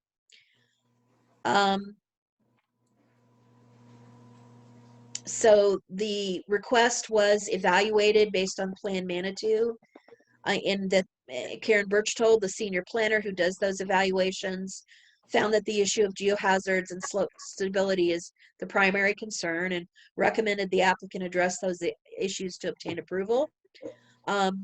Staff finds the issues were generally addressed in the INTEC report and will be confirmed in any necessary mitigation proposed by the updated geotechnical evaluation specific to this proposed development.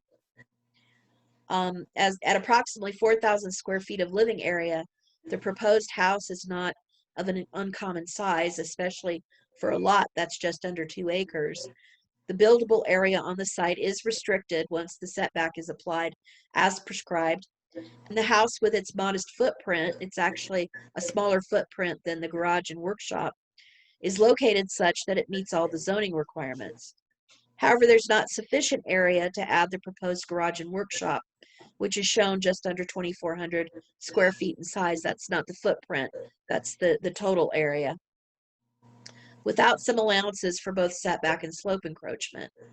Staff notes that similar conditions exist on the other vacant lot north of the property, for which the commission recently approved a subdivision waiver, a much larger subdivision waiver, for its development, which that property owner did not want to ask for a variance, and we supported the subdivision waiver for his proposed development.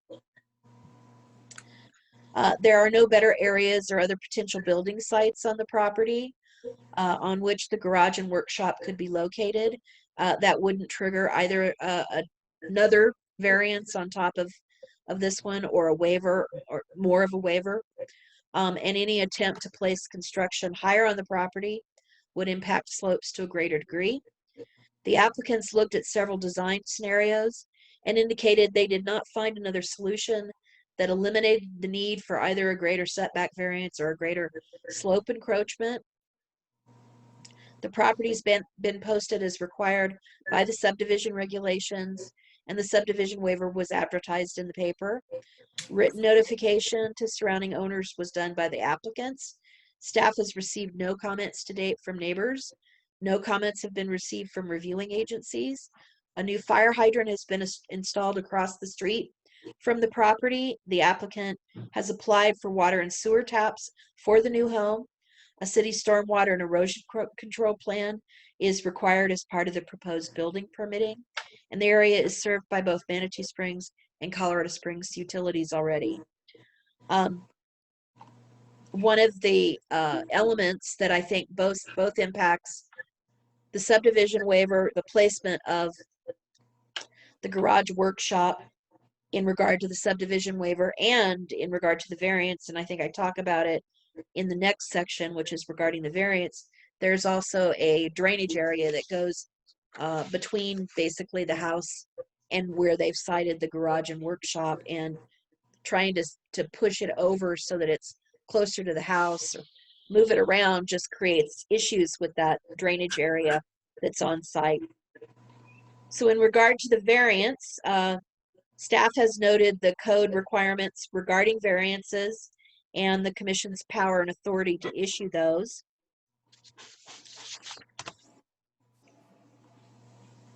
In regard to the variance criteria, number one, the application notes the topography of the site and limited building area, in addition to the additional quote unquote setback on the property required by calculating the setback from the edge of the easement versus the front property line. Staff finds the application provides the required justification to meet this criterion. Number two, the application states alternative siting for the garage workshop was considered. However, this would result in undesirable additional excavation and a significant foundation expense. There were also concerns with a drainage area above the building site closer to the home, and increased area of slope encroachment. The proposed location reduces impacts on slope and drainage and lessens the excavation required for the detached garage and workshop. Staff finds the proposal conforms with this criterion. Also, in reviewing the report that came in today from Intech, they tend to indicate that, I believe they indicate that keeping foundations more shallow is a good idea. So pushing back into the slope farther is not something I think that they support. Number three, this is an area of newer construction and incorporates some private road accesses. Some homes in the surrounding area were located closer to the road to lessen disturbance of topography. Staff finds the proposal meets this criterion. Number four, the proposal is in response to the lot conditions. Therefore, it's not a result of the applicant's actions, violation of the code, or a previous variance. Staff finds the application conforms to this criterion. Number five, because of the property and the location on a private access, there's little to no impact to adjacent properties.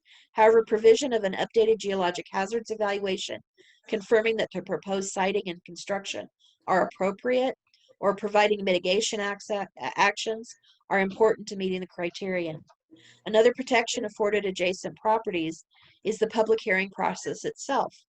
The required mailed notification was sent to surrounding owners within 200 feet of the subject property. The property was posted and the request advertised as required by code.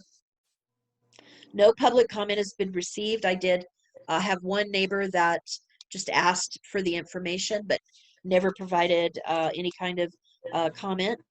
No adverse comments or negative recommendations have been made by city departments or outside reviewing agencies. And under the proposed conditions recommended by staff, which address the updated geohazards report, staff finds the proposal meets the criterion.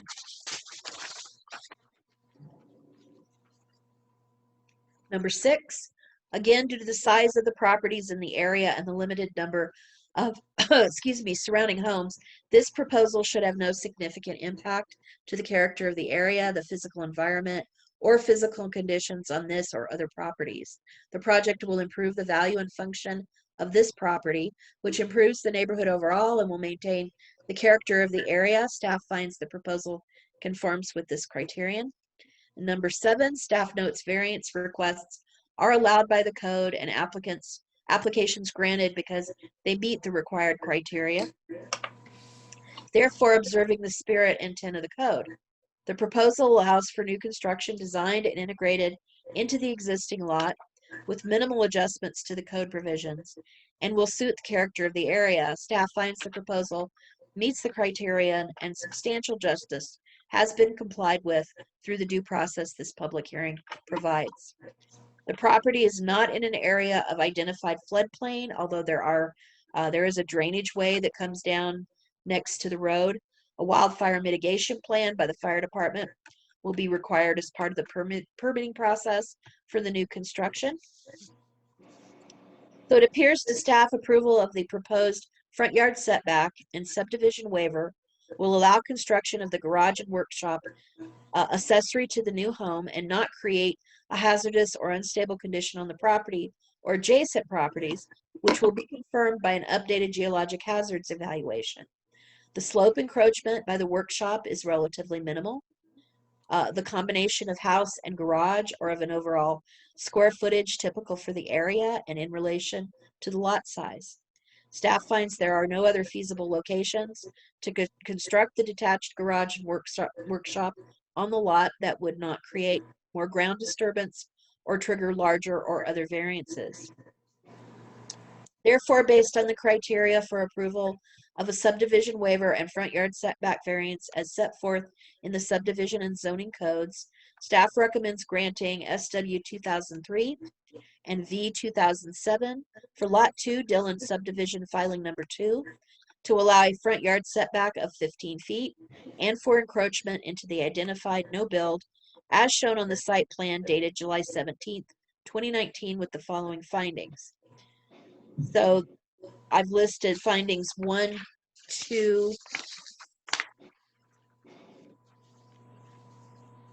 3, and 4. And then the conditions of approval that are recommended is number 1, approval is contingent upon receipt of an updated Tier 1 geologic hazards evaluation letter confirming the development of the property as proposed is appropriate and suitable. Any recommendations for changes to the proposed siting, foundation design, mitigation measures, construction monitoring, and or additional studies shall be complied with and applied to the proposed development. Changes that impact the approved variance or subdivision waiver shall trigger a new application for consideration by the Planning Commission. 2, the variance is applicable only to construction of the structure as proposed and depicted in the application materials submitted for this request. No increase in the dimensions of the structure is allowed under this variance approval. 3, a revised site plan showing the area of disturbance and the existing no-build area established by the plat of the lot and noting the total square footage of the encroachment area shall be required for confirmation of the specific subdivision waiver being granted. We may want to look at that third condition. They did submit, the revised site plan.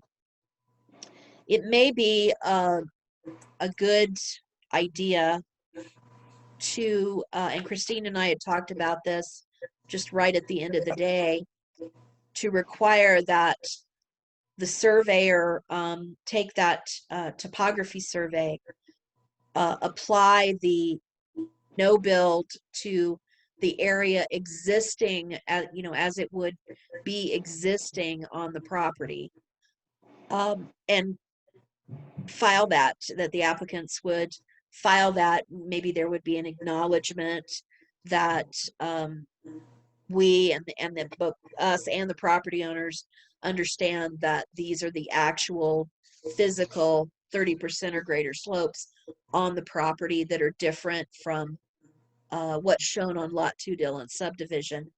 Just a monument that the subdivision is incorrect. We couldn't do a subdivision like a lot correction because that would require the same surveyor and would probably cost a lot more. But if having something both in the public record and in our files, I think might be a good kind of interim step that would basically make sure everybody knows that we knew that there was this difference, and understand that there was a discrepancy between the work on the Dillon subdivision and what physically exists out on the site. And then staff has noted about the variance and subdivision waivers being good for a year, so that the applicant is on notice regarding that. So that's the end of the staff report. Okay, questions for staff?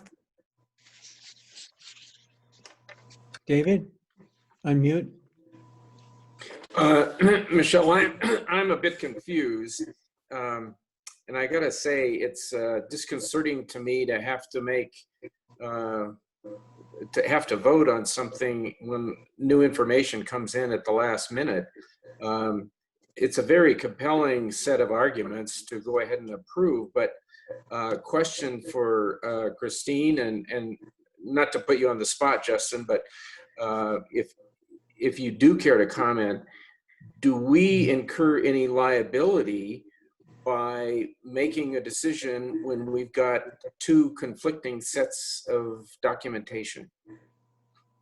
Or am I just too slow to understand that the subdivision information was inaccurate and reality is what's governing this debate or discussion tonight?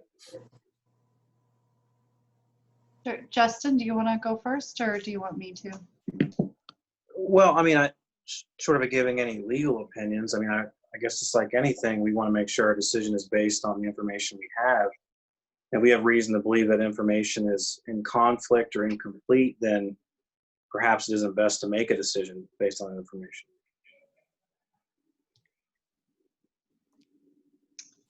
Yeah, Michelle? that was very similar to the discussion we were having today, in thinking about how best to legally monument this. This would be a move that would protect the homeowners as well, so that what is documented with the county has some sort of legal annotation. I don't know that there is legal risk to this. We could certainly defer this and seek legal advice on this issue. I would be interested in allowing Electra or Scott to speak a little bit to it, because this is their area, an area of expertise as well for them. Okay, any other questions for staff? I have one. Michelle, can you see this? Yeah. This is the topo map that you sent. Uh-huh. The 25 feet, that's marked from the easement to the corner of the building. I mean, I'm confused where the 15-foot request is when there's 25 feet on there. Well, the dark line that you're seeing is the property line, Right? not the easement line. The easement line is a little hard to see.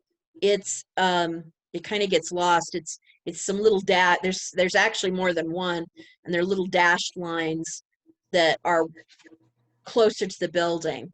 And so that's where you get the 15 feet, because we're not taking the front setback from the property line. We're taking it from the edge of easement. Okay, and it's like in the bush. The Kind of, arrow? yeah, yeah. Oh, okay. Okay, thanks. You're welcome. Other questions? Michelle, do you have any idea when the Dillon subdivision was done? I mean, was it decades ago or? 2010, 10 years ago. Okay. And so just somehow they completely got it wrong on the no build?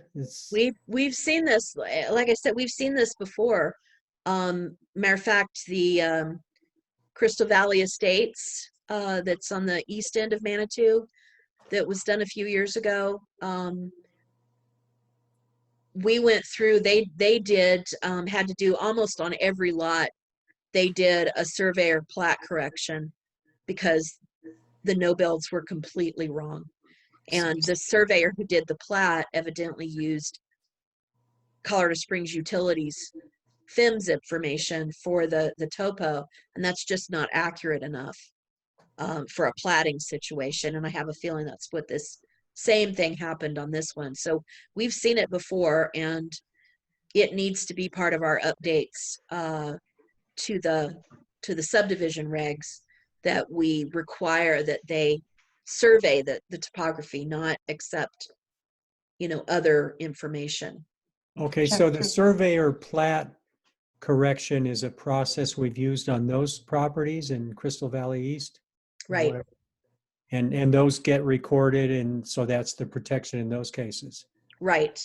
Yeah, So because we they have were able to get the same surveyor, because it was within, gosh, maybe a year or 2 years of that plat being filed.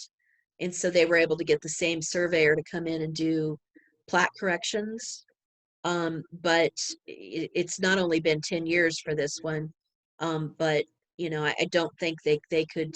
I mean, they could certainly go potentially if the surveyor is still in business, but they've already invested in this current topographic survey.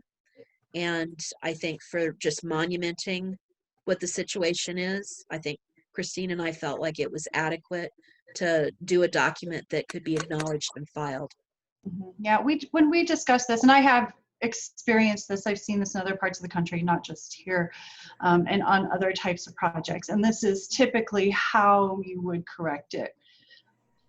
So I think the FEMS, that information is subject to error.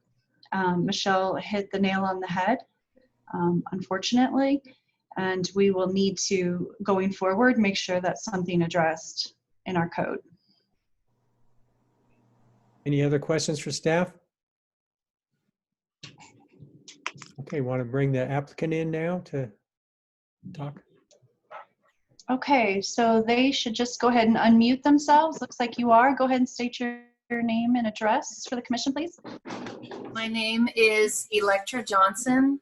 And I'm Scott Johnson, and we live at 2036 Ridgeway Avenue in Cheyenne Canyon. Colorado Springs. Yeah. Right now. Thanks for your time this evening, and thank you, Michelle, for your thorough description of our situation. Can you hear us just fine? Yes, you're perfect. Okay, so I was going to address the first one. This is Electra speaking. I was going to address the variance setback first, and then I was going to address the subdivision waiver to address any questions. So the variance setback, we when we purchased the property, we read obviously the code and assumed it was 25 feet from the property line, which is what the code says. And my husband is well, I can't speak for, well, I guess I will speak for him since I'm speaking.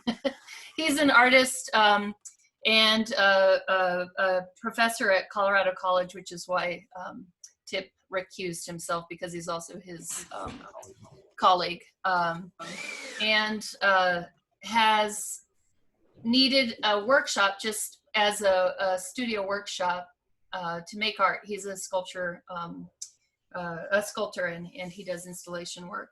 So when we purchased the property, we purchased it with the intent to build a home and to also create a workshop for the making of art work.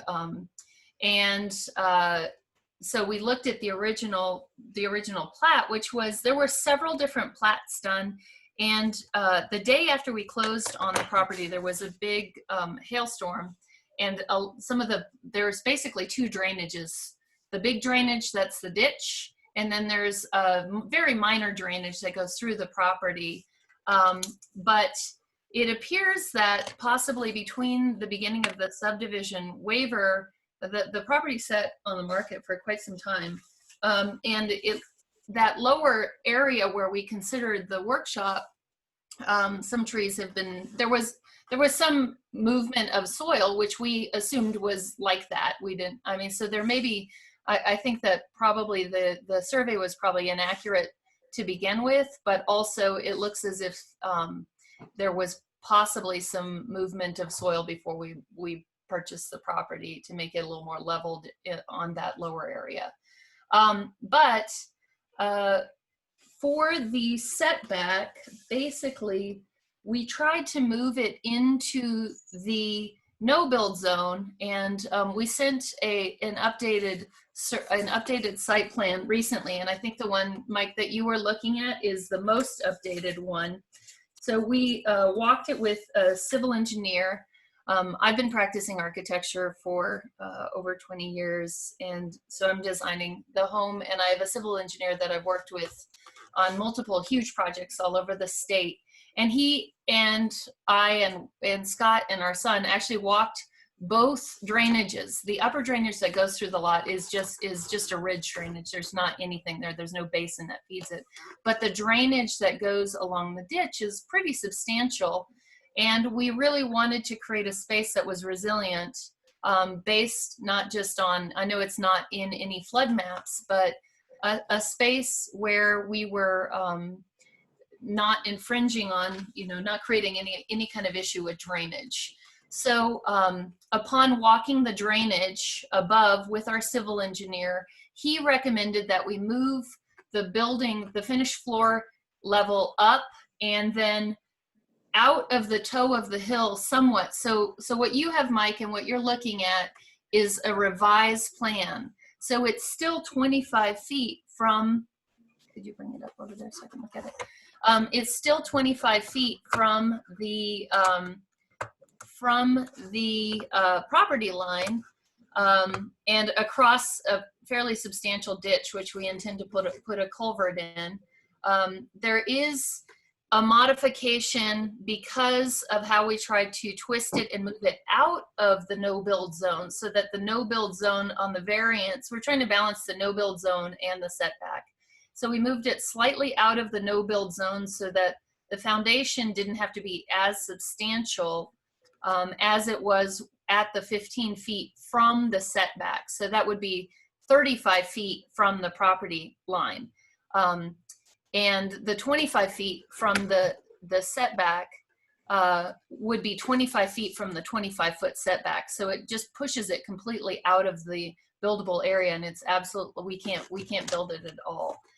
So that's sort of addressing the, let's see, did I address everything there? Let me make sure I'm looking at my notes real quick.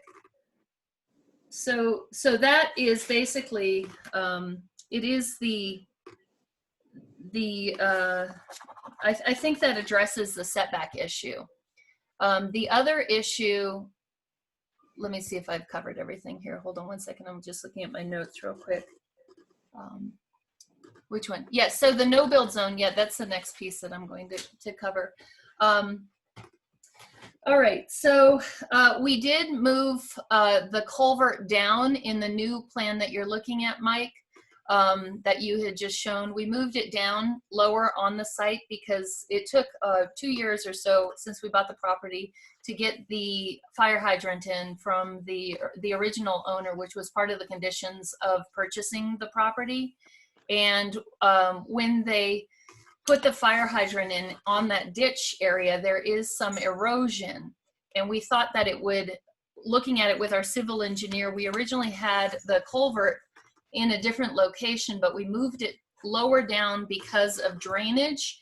And the other reason we moved it down was when they put we were trying to preserve as many trees as possible, but when they put the culvert in, they ripped out all the trees that were there and put in the water sewer. They ripped out all the trees that were there. And so we thought that it would be best to prevent erosion by moving the culvert down. So the plan that we submitted is in response to work that has been done in the last month or so for the culvert. And then the setback is also in response to that, because we're trying to balance the no build and the toe of the hill with the actual required setback. And we did get a test done by Intech, the original people. We got a soil survey done by Intech.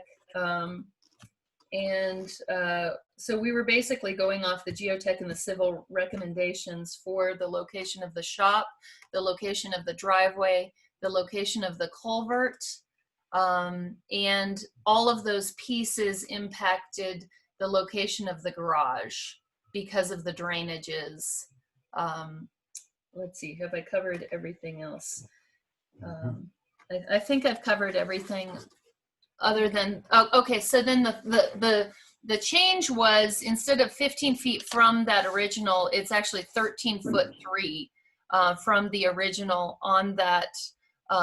It would be the north corner of the garage workshop. And then the other thing is the no build zone. We were originally going off of what our surveyor recommended, and I didn't realize until Michelle sent me something. She sent it last week, but we weren't available. We were camping. So I didn't get it until early this week. So I responded as quickly as I got it on the no build zone. So I found the no build zone on the original plat and overlaid it and sent it back to Michelle as quickly as I could, because what we were going off of was the code, which said 30%, and our surveyor had basically noted where that was over 30%. And when we met with Michelle in the pre-app meeting, those are the areas of concern. So I believe I've covered everything. Yeah, I said that one. Okay. I think I've covered everything. I'd love to take any questions. Any questions for the applicant? Yes. Mike? Well, the elephant in the room is the new information that was distributed late. If we were to table this, would that affect your plans, your construction plans? Yes, it would tremendously. So we are planning on, it would, what are you, what? 2 years we've been. So we've been waiting for 2 years to get the fire hydrant in. And because of COVID, my workload has lessened doing architectural work. And so I've had time to actually finish our plans up.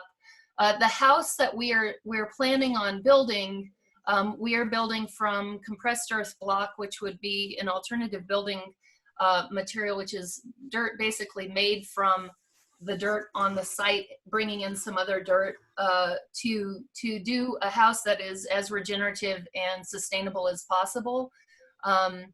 And so to build the blocks and to make the blocks, to get the site work done and to get anything done this year, we need to move ahead with submittal of our plans. We have a structural engineer working on our plans right now. And we were hoping to submit sometime in August so that we could start doing the site work as well as the making of the blocks this year by September, October, before snow flies. And if we can't do the blocks, it puts us past mud season into April. and we would not be able to work on the house at all until then. We would be able to do the site work and the foundation, but I would really prefer not to leave the foundation exposed for the entire winter because there is so much. Also, what is that word? 18 months for a loan. Oh yeah, so our loan on the site, because our loan is a land loan and we're moving it into a mortgage, we have basically 18 months on the loan to roll it over. And so everything that we're trying to stack up would sort of, yes, it would be an issue, big time issue. A significant inconvenience. Yeah. Yes, and not just an inconvenience. It may ensure that we couldn't build the project, or we would have to move it into something else because the loan is just a land loan. So yeah, so those issues would be substantial. We are more than willing to do any of the recommendations, have our surveyor come back and apply the topography and overlay the 30% for the no build. So we are absolutely more than willing to do any of those types of things. And then of course, all of the other issues, the geohazard plans, the tier 1 geohazard plan, or letter from, and anything else. But yeah, it would be significant if we weren't able to start construction. Any other questions for the applicant? Lecter, I just have one clarification. Absolutely. On the, you mentioned like the north corner of the workshop. When I look at that drawing, it looks to me like it's 34.34, 3¼ Yes, that is from the property line. Right. Okay. So, So yeah, that's fine. I just, you had said 13.3, and that sort of didn't make sense to me. But now I understand. The 13.3 is actually from the setback easement where the setback starts. So essentially, you go 25 to where the setback actually is, and then you go 25 again because it's a private road, which was a piece of information we did not have until after we purchased the property. So we didn't realize that you needed to be 50 feet back from the road, and also the minimum is or the maximum is also 50 feet. So you essentially need that line between at 50 feet. So you've got to really, there's a little bit of a discrepancy there. Not discrepancy, but the maximum for the for the HDLR is 50 feet from the property line, and then the so it gets a little bit weird there. And then the minimum, there's a minimum and a maximum. Yeah. Yeah. Okay. They But sort of basically, become the same thing, if that makes sense. yeah. So that With the private road. The closest, the minimum setback is at that south corner with the 15 feet. So that's fine. I just wanted to clarify that I wasn't misreading this. Alan, do you see the 13-foot Yeah. 3 dimension is right below the 34? Yes. Yeah, so I apologize. The setback that I have is the 25 from the property line on that, I guess, northwest corner. And then it would be 34 from the property line on the north corner. Right. Okay, that's fine. Yeah. That's what I thought. I just wanted to clarify. Yeah. Okay, any more questions for the applicant? So we can move on to the public hearing. I don't see, okay, there's a hand raised. So now we're at the public hearing, and we have someone to bring over. I have brought him over. He should just unmute his microphone and introduce himself. Hi, yes. This is Reverend Glenn Bosley Mitchell. I live across that private drive at 318 Oak Place, and I want to express my full support for this proposal. Electra and Scott have been very forthcoming in all of their plans and been very be great to have as neighbors, and I fully support their effort here. Great, thank you.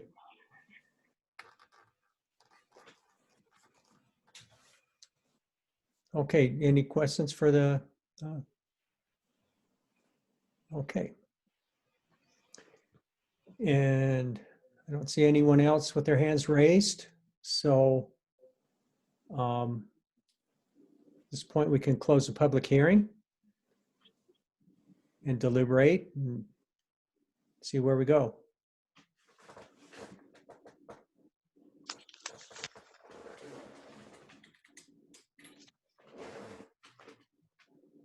So any thought? David?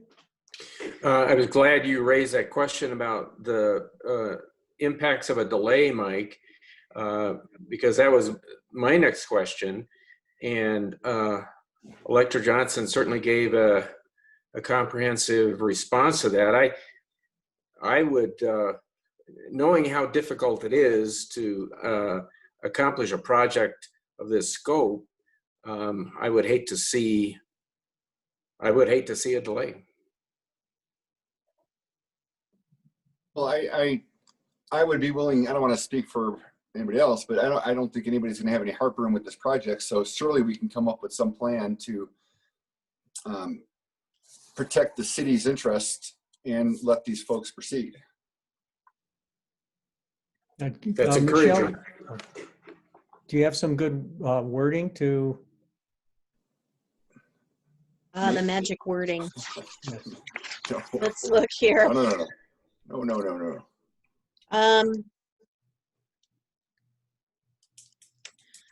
I think we could revise condition number 3 to state a revised site plan showing the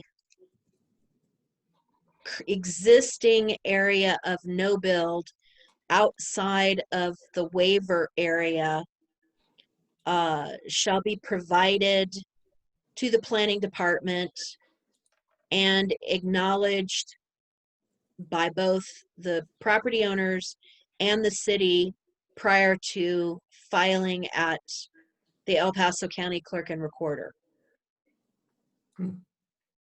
Does that get us at least partway there? I think you're the one that has to be content on this one. Sure. Right. The words that she put forth, that meets the intent of what Michelle and I were talking about today, how to best accomplish this in the interests of the city and the applicant. Okay. Would somebody like to make a motion or talk more or whatever? Well, I can make a motion, I guess. I'm just trying to pull this up. For variance 2007 and subdivision waiver 2003, I'd like to recommend approval with Michelle's revised, would that be number 3? Want to call it number 3? Condition number 3, yeah. Condition number 3. And probably should note that if I'm understanding correctly, that the actual front yard setback from the edge of the easement is 13.3, or is it 13 feet 3 inches? 13 foot 3 inches and 3/8.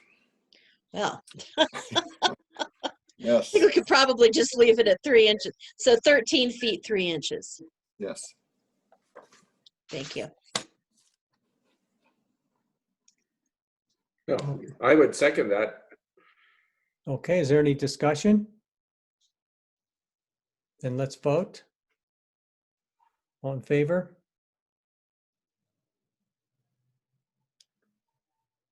Uh-oh, Julia's, I think she's Froze it again. Oh, there she goes. Okay, she's there. Okay, so Okay. that's unanimous. All right. I promise our CARES budget is getting us all new computers. Good.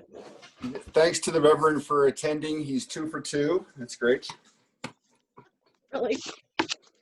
Okay, so that's, next item is, Where's my agenda? Come on.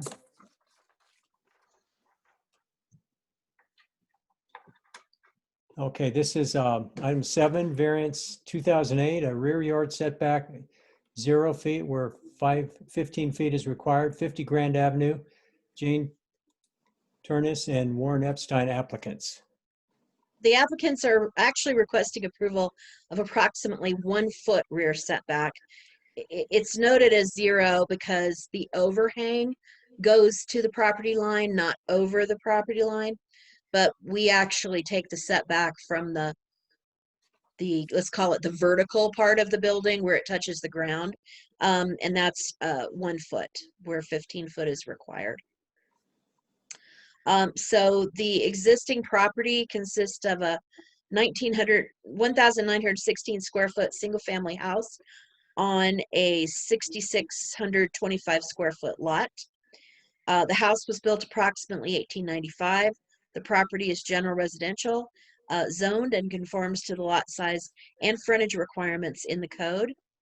The applicants propose the rear yard setback variance to allow a 12 by 14 pre-manufactured gazebo on the top terrace adjacent to Spencer Avenue. Because the 168 square foot gazebo will be on a foundation, the zoning code specifies it's required to meet the permanent structure setbacks. So staff's noted the authorization for approval of variances from the code, and I'm just going to go into the criteria. Number 1, the application notes the terraced configuration of the backyard restricts the location of improvements and the existence of similar encroachments by structures on adjacent properties sited at or near the rear property line. Staff also notes that because the property backs to Spencer Avenue, there would be no adjacent owners immediately next to the gazebo, which would be impacted by the proposed construction. Staff finds the application provides the required justification to meet this criterion. Number 2, the application states that meeting the setback would result in a very small structure placed immediately adjacent to the top retaining wall, not the wall next to the road, but the one internal to the property, which would create a hazardous condition. Staff also notes the middle 2 terraces in the rear yard are not large enough to contain the proposed or even a much smaller gazebo and still allow for access around the structure.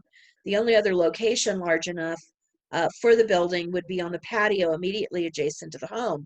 And although feasible in this location, placement next to the house wouldn't serve to provide shade or shelter on that top terrace, as that project is intended to do.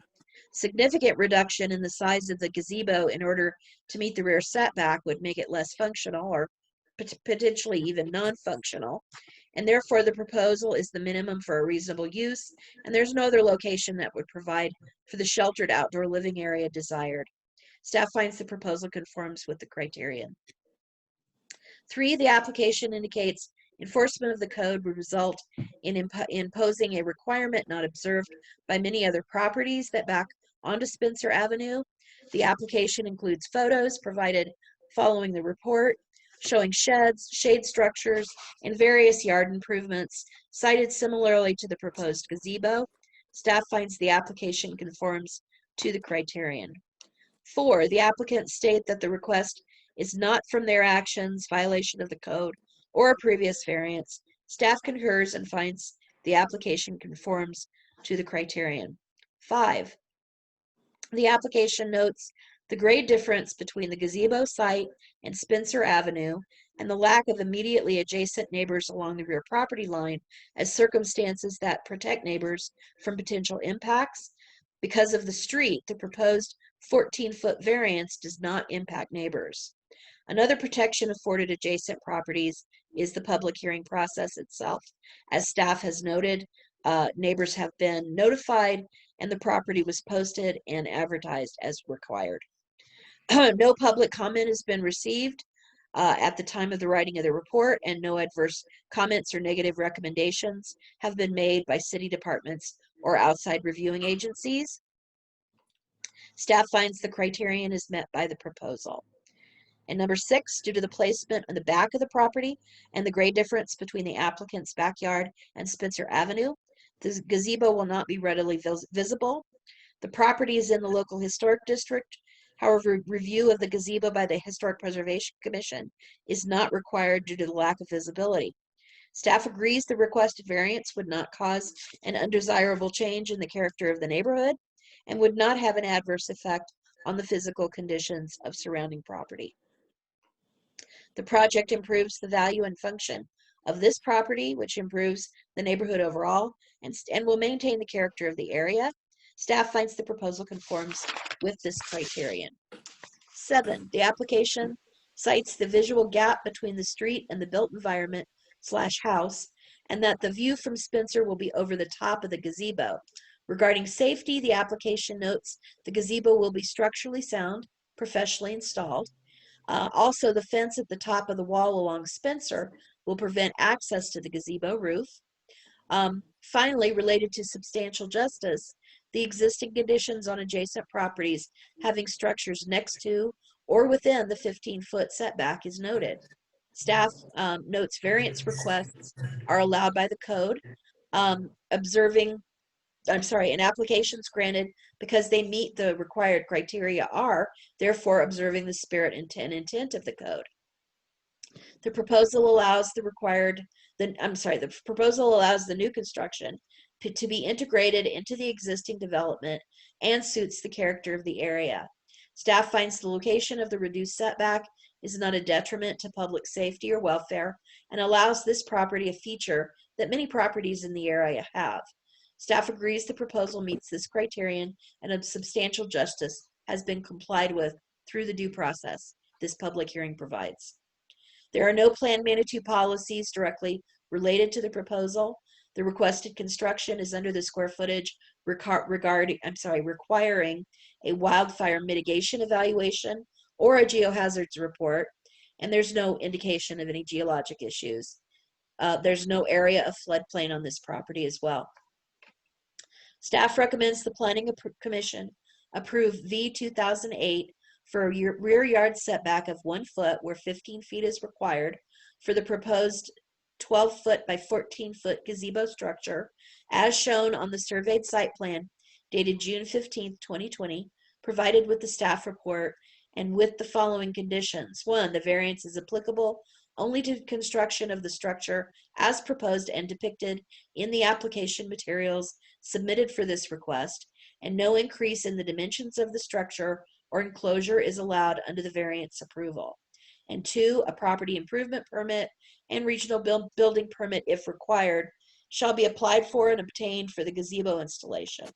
The construction shall comply with all applicable codes and inspection requirements. And then staff notes the findings as listed in the report. Questions for staff?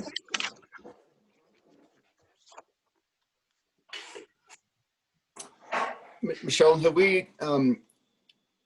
have you talked to the applicant about drainage and where the water is going to go off the roof?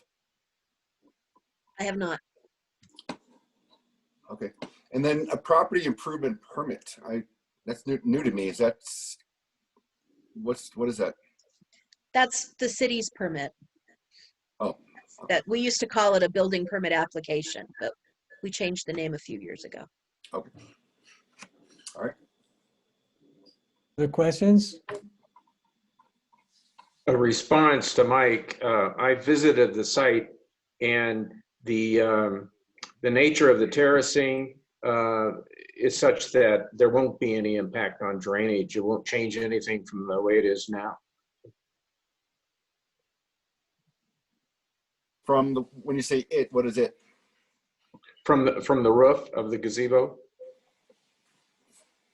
Right. Is there an existing gazebo? No. Well, I'm speaking as an architect, so maybe that's out of turn, but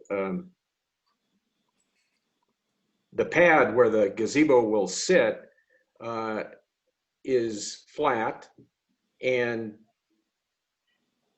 the addition of a gazebo to it is not going to change the drainage on the lot. Well, okay, You can ask the applicant. yeah. Any other questions? Julia? Wanted to clarify with staff. I believe what I'm looking at in the photos, I'm familiar with this fence, but the other photos are maybe adjacent yards? Okay. Yes, yes. Kind of up and down the street.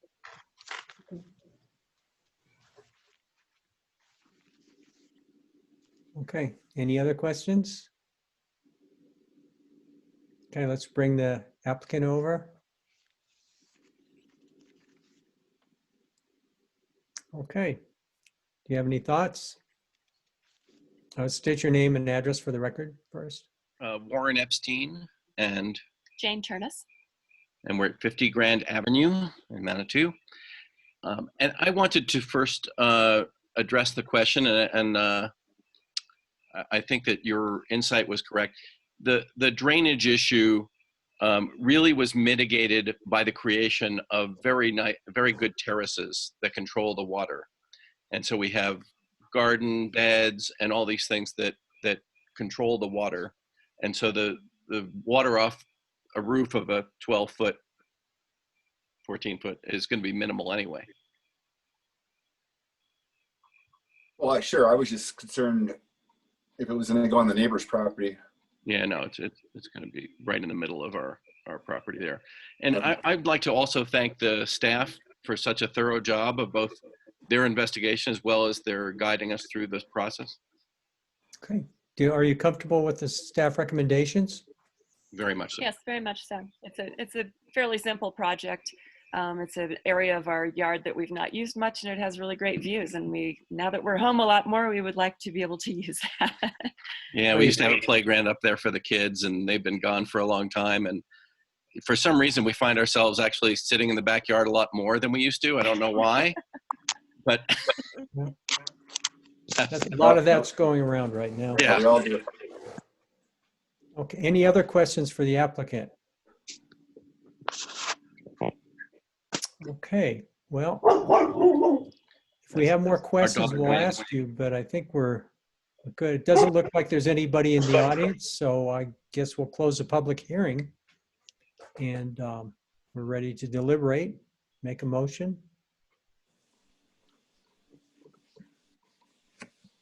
Well, I'm on a roll. I can make a motion.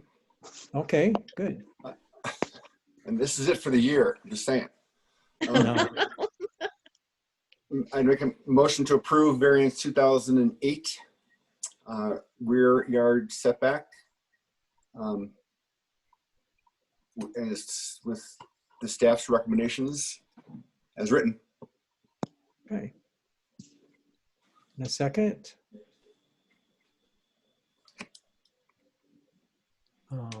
I'll second. Okay, and Gloria seconds that. Any I think more that was discussion? Julia. Wasn't that Julia? We're all seconding. Oh, I think, yeah, I saw 3 hands go up, so, She's the one that has herself unmuted, so. okay. So Julia gets it, okay. So any discussion? Then let's vote. Raise your hand if you're in agree. And that's unanimous. Okay, so Great. that one's done, and I'll move on to other business. Thank you, guys. No other business? Notice of council action, doesn't seem to be any. Anything else staff wants to add before we go? I have nothing to add. I know it's late, but can I make a few comments? Just so we learn, maybe in the future, when an applicant's like the vacation rental, for example, when the application varies from the assessor's information, maybe that's where it should be stopped and not be brought to us. You know, if there's a discrepancy, just tell them to figure it out, and then after it's cleaned up, you know, bring it to us so we're not on the spot, right? I agree with that. Okay. I think that'd be, and then on when you do the mail out to the neighbors within 200 feet. Is there criteria on that for what has to be included? Yes. Well, Yeah, maybe, it's pretty minimal, but yeah. sure. Well, maybe on vacation rentals, we should add a requirement that what you do to complain, especially the website, the Manitou Springs website. There's a link on there that no one seems to know about that can be used to complain. And then just on Julia's comments about those photos, I was confused as well. I think all photos should be labeled one way or the other. And then finally, there should be, I think, a cutoff for when, I know you guys are in a scramble to get all this information out, but sooner or later we got to stop. I don't check my email, right before these meetings. So if information is sent out at the final hour, maybe we should define what the final hour is, like 24 hours prior to the meeting type thing. That's it. Sure. Thank you. Okay. And that's great feedback, Mike. Thank you. And to go with Mike's theme, the the code enforcement, I learned recently because of a bear issue over here in Crystal Hills that they actually have a cell phone number that you can text pictures to of a code enforcement issue. Right. And that might be good to include as well. So if it's parking or whatever. Cool. Yeah. I know that we're working on updates to the website, and I think actually they've been working on the code enforcement page or are getting ready to. So yeah, we're trickling some of it out. So you're seeing some of it now. We'll formally launch it shortly. Is there a way to see the applicant on these meetings? Yeah, if they turn their camera on, absolutely. So they can be moved over in a way that they can turn their camera on. They unfortunately did not. One of them, I was only able, like when I tried to bring him over as a panelist, wouldn't come over as a panelist. it might have been on his phone. Yeah, and in that case, we're not going to be able to see them. I'm on my phone now. Are you? Yeah, I switched when my computer died. I switched to my phone. Yeah. I guess it depends on whether they, what kind of phone or. Maybe I think. a flip phone. Yeah. Which, believe it or not, some people still have. Or a landline. A landline. People could be calling in on a landline. Yeah, there are still those out there. Okay, well, it was a good meeting. Absolutely. Thank you all. Okay. Thank you. Thank you. Have a good night. You too. Okay, meeting adjourned. Thank you.